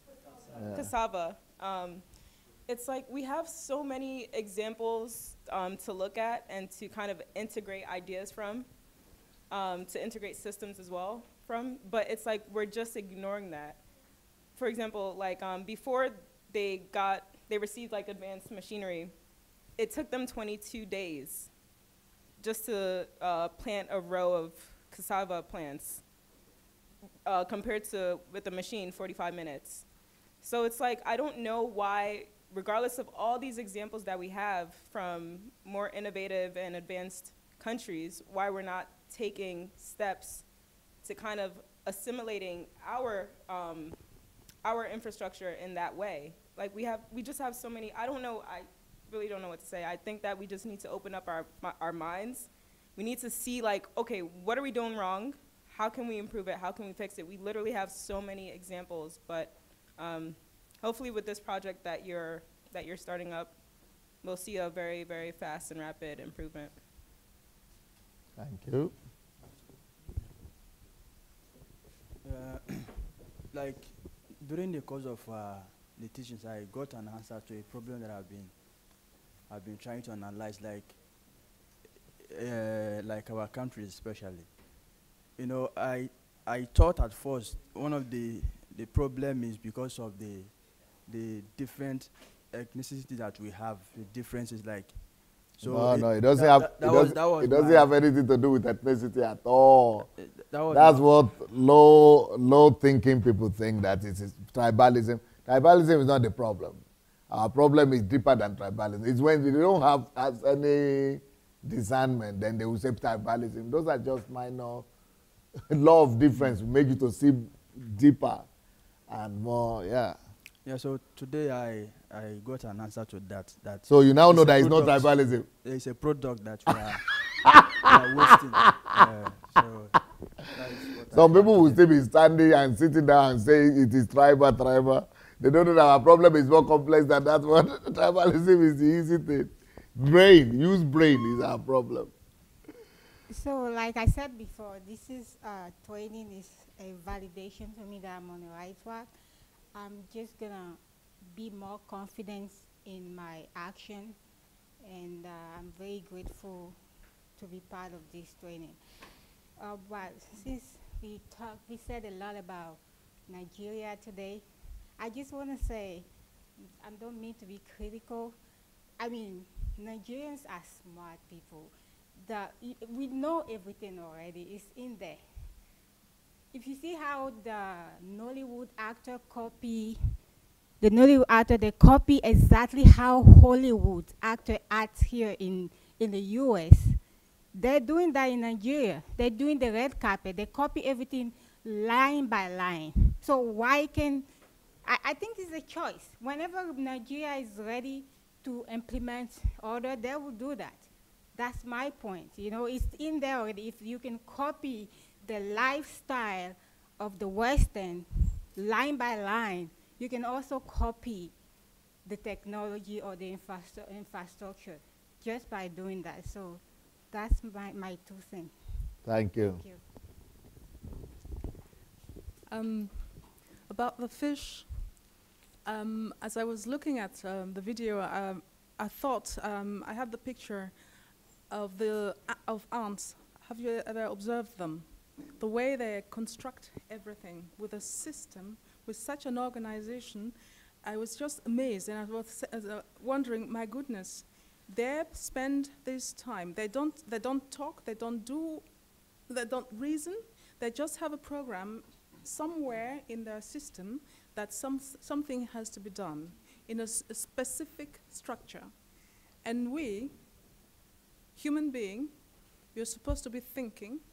In Africa, we spend time in churches saying hallelujah, hallelujah, hallelujah, and nothing is done. Actually, you just have chaos, chaos, chaos the whole year. The second thing I will take from this day is the law of difference. I have never connected it with wisdom.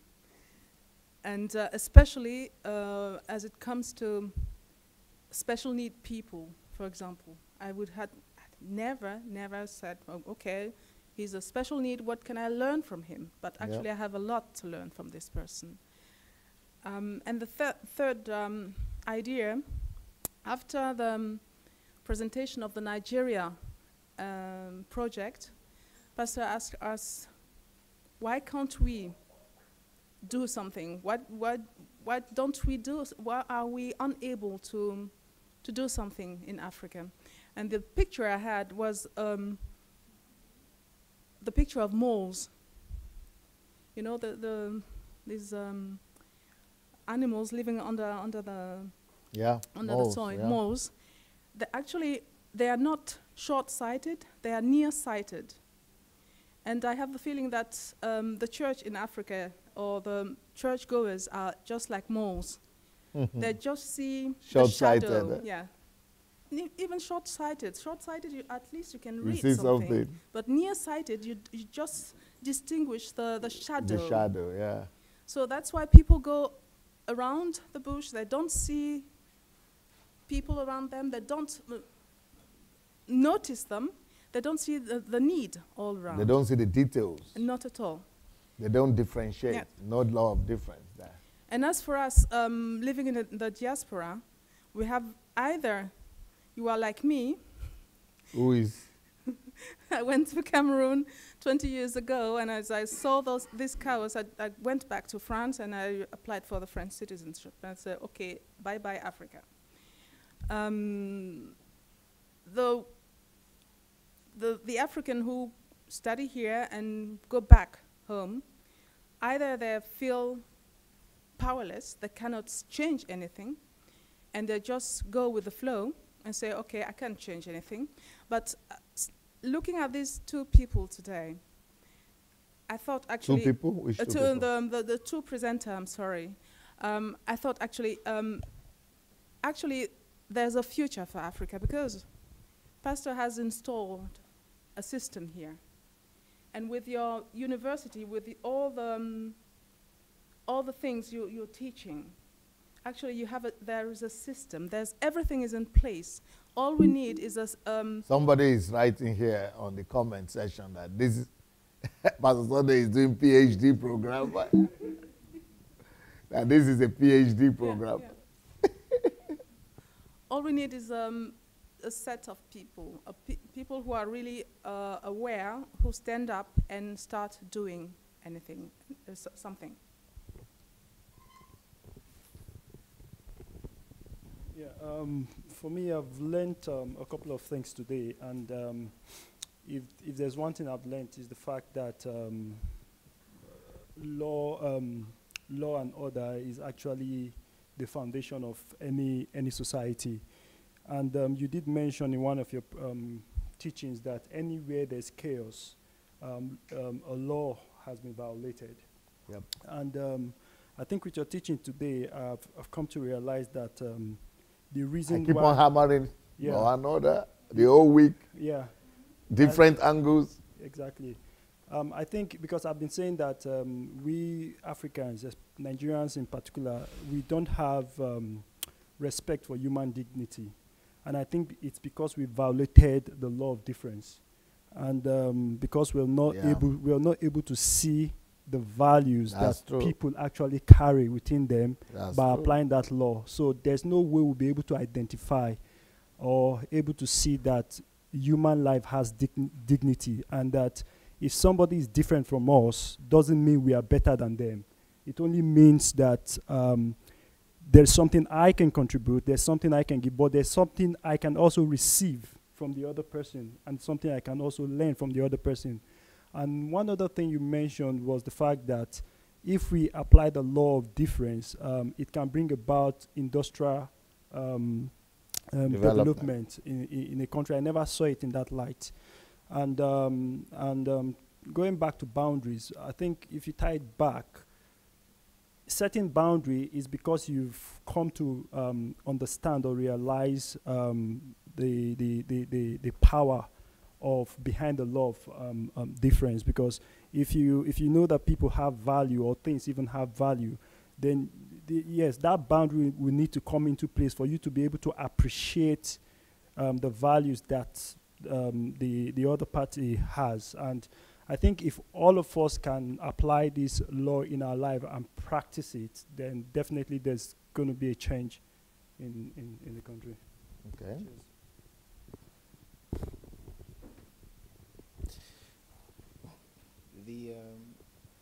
Okay, I keep receiving more insights about God and God's character. So the structure I've been having is law leads to order, and then order leads to peace and rest. Yep. Then later on, I got to know that wisdom comes first. The wisdom is the insight, which is the greater light. So then, it means Beautiful. the greater light leads to law leading to order, and order leading to rest. But then for today, I got to know that something is coming in between wisdom and order, which is law of difference and boundaries. So with the insight you're having, you get to be able to make use of the law of difference to achieve orderliness. Then also for the boundaries, when you have the insight, when you have wisdom, you could get to set boundaries, and when you're able to set boundaries, you achieve orderliness too. And Beautiful.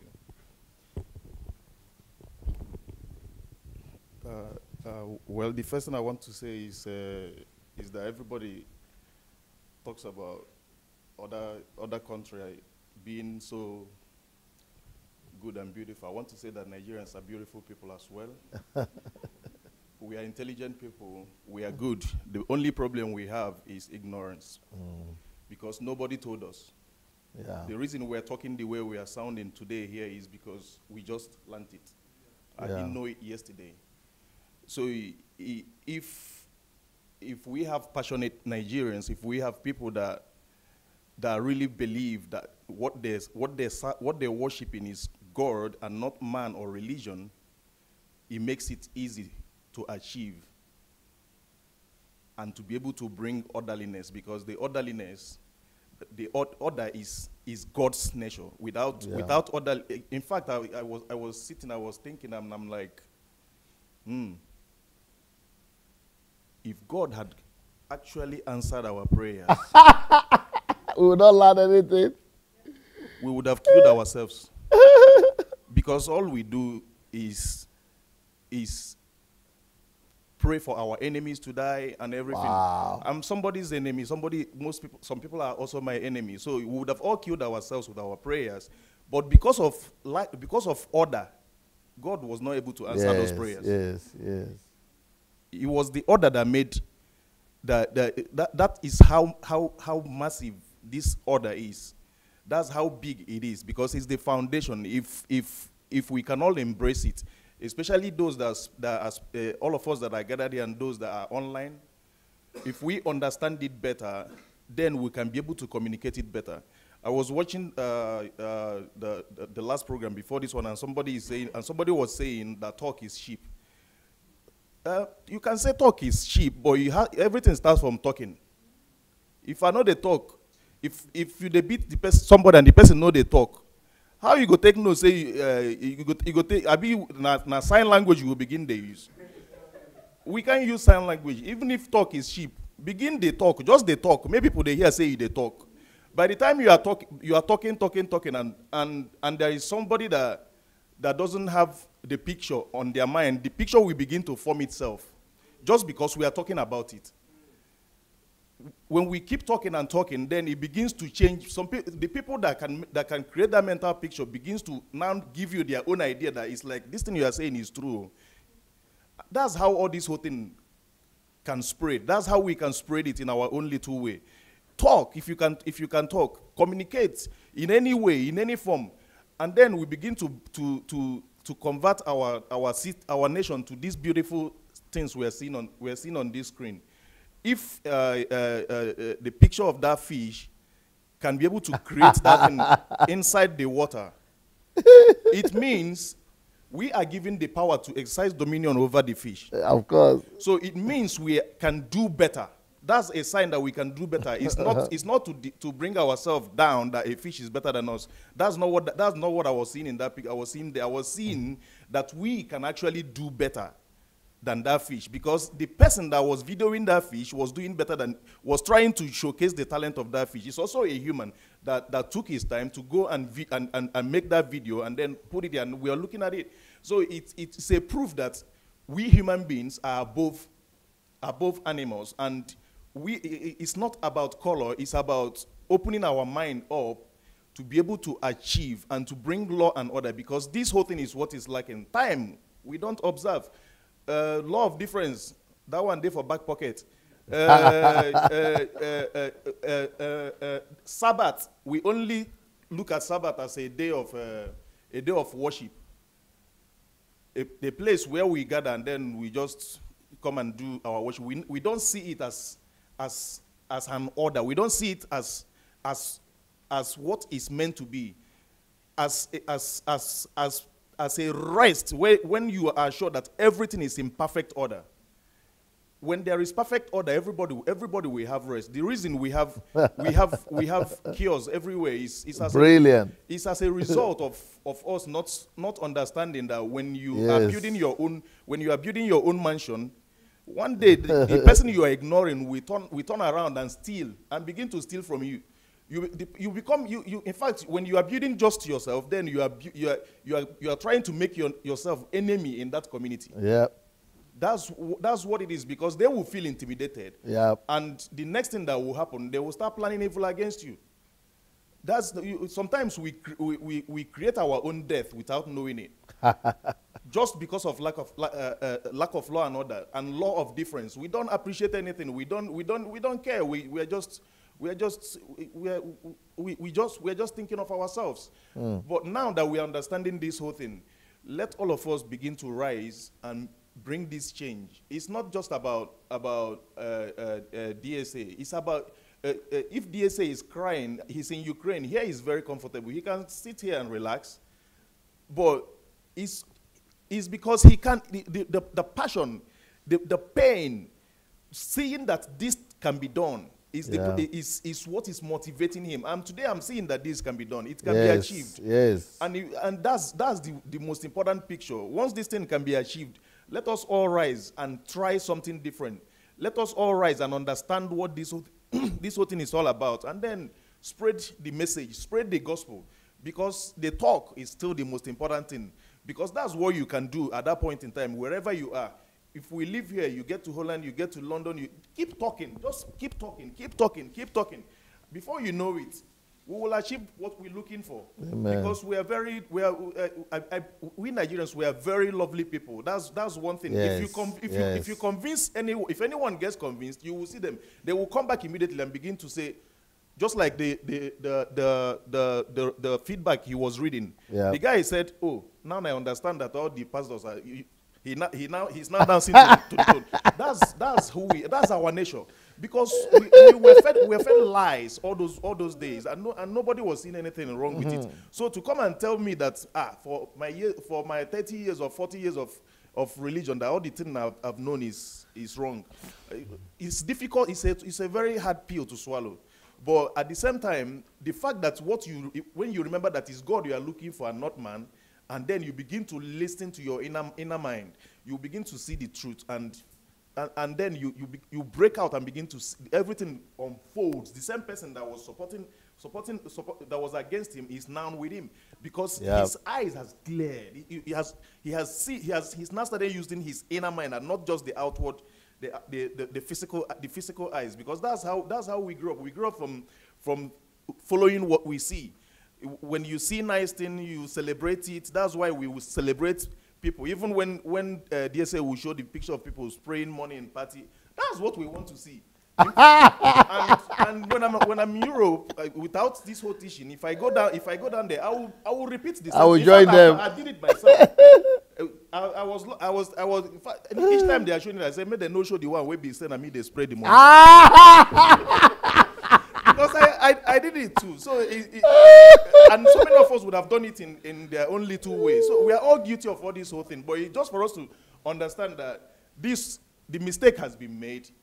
It is time for rebuilding. It is time to begin to recondition our mind and then begin to act and live in a normal way, so that heaven that we all want to run to, even though we don't want to die, we'll cultivate it on this earth. Then we'll begin to see if we can even convince God that we will remain here on earth and not die. Thank you.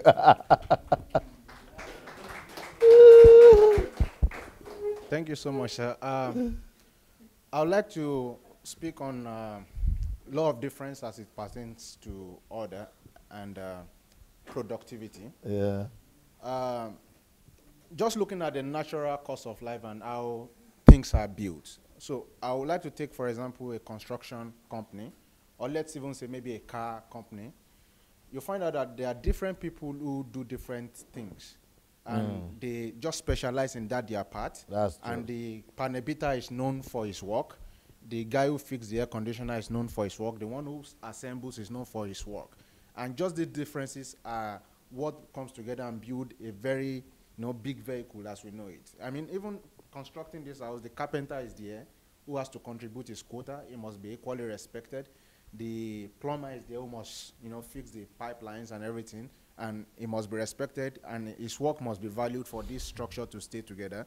So I'm beginning to look at Nigeria, sir, that we have an educational system that does not respect the law of difference. Yeah. And that's why today No technical colleges are not functioning at all. They are at ground zero. Polytechnic graduates are seen as lesser people until recently, where they upgraded the degrees and stopped the dichotomy. But the damage that has been there for over 35 years, I don't know how fast the mindset of people will get that done. And looking at the Americas, because that's why I was able to resonate with what you were saying, there are very few college graduates, university graduates in America. Yeah. Most of them are in Canada too.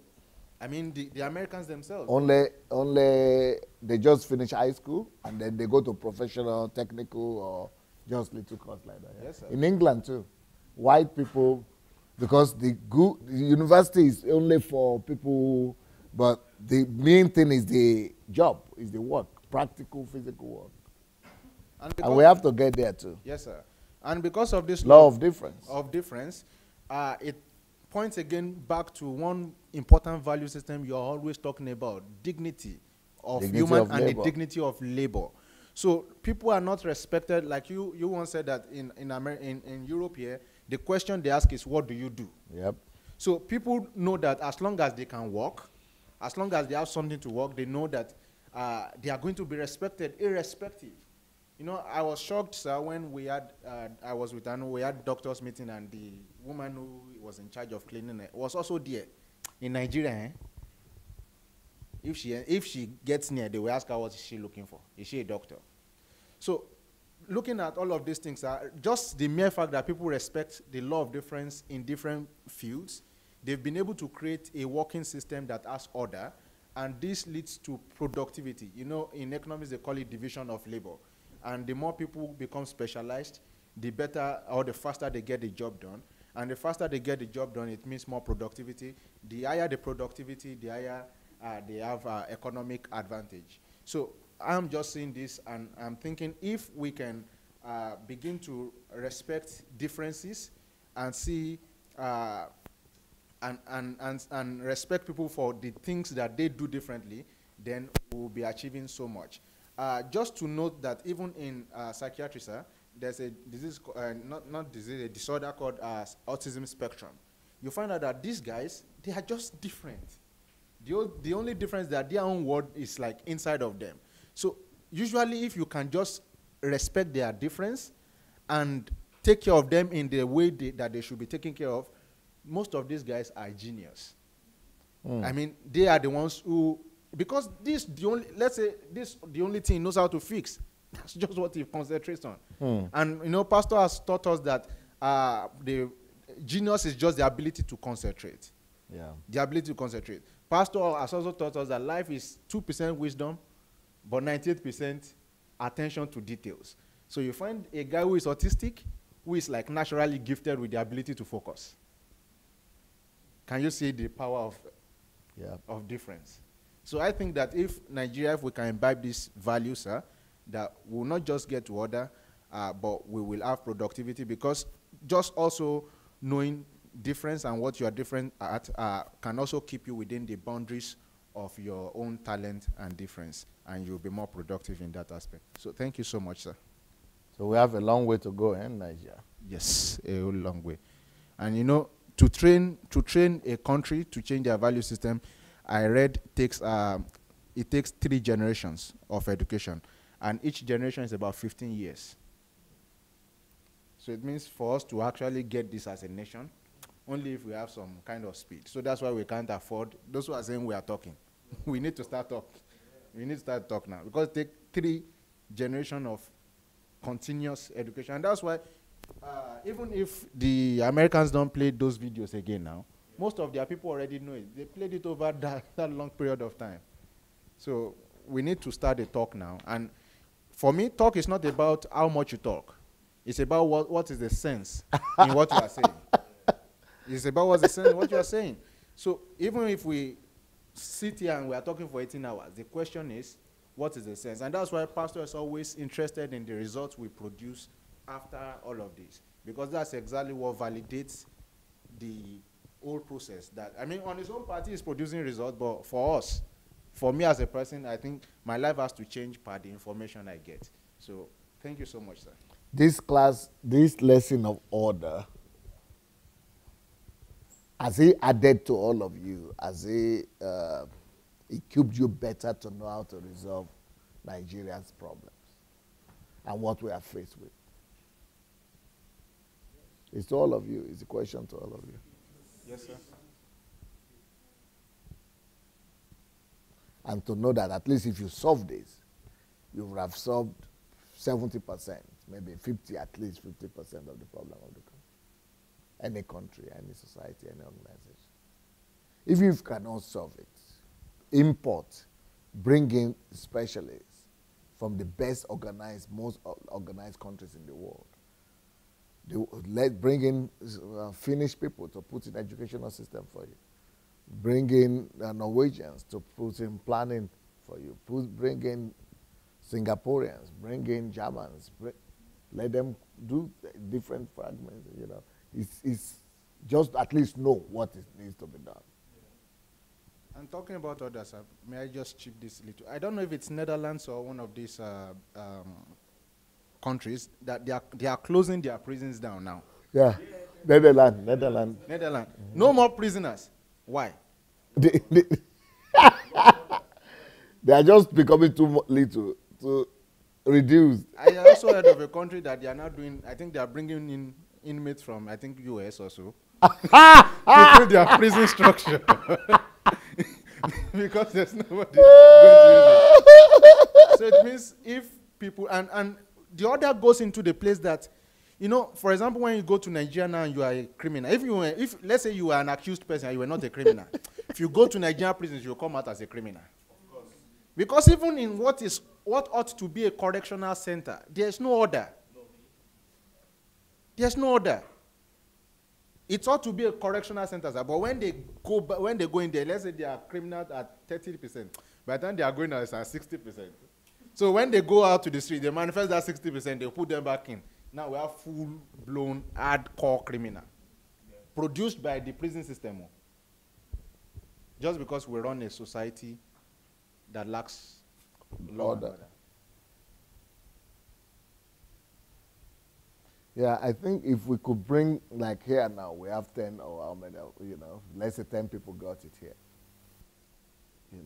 If we could bring enlightenment or at least the more, okay, even on the, I read all the comments. Even from the comments, you see that once people get it, they are now saying, oh, there is now hope. They were thinking there was no hope before. Some of them are now ready to go back. Some of them are now ready to say, oh, so it's not lost.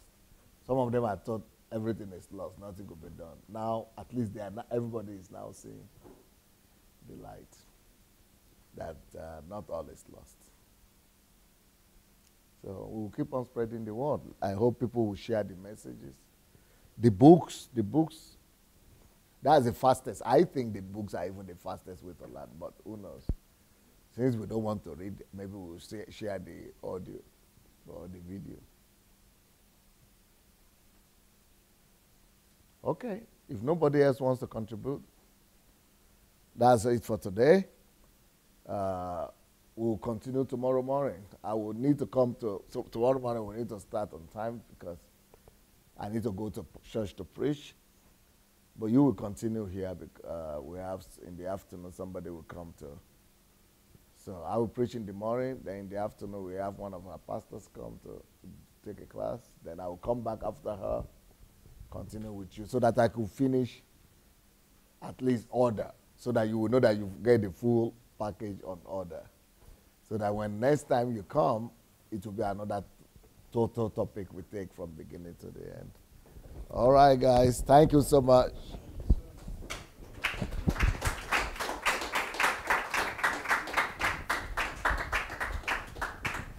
Okay, let's put our hands together once again and thank Dr. Genius for this awesome day. Thank you, Pastor, for being with us throughout the day. Yep. Yeah, thank you. And thank you also our online viewers for being with us throughout the day.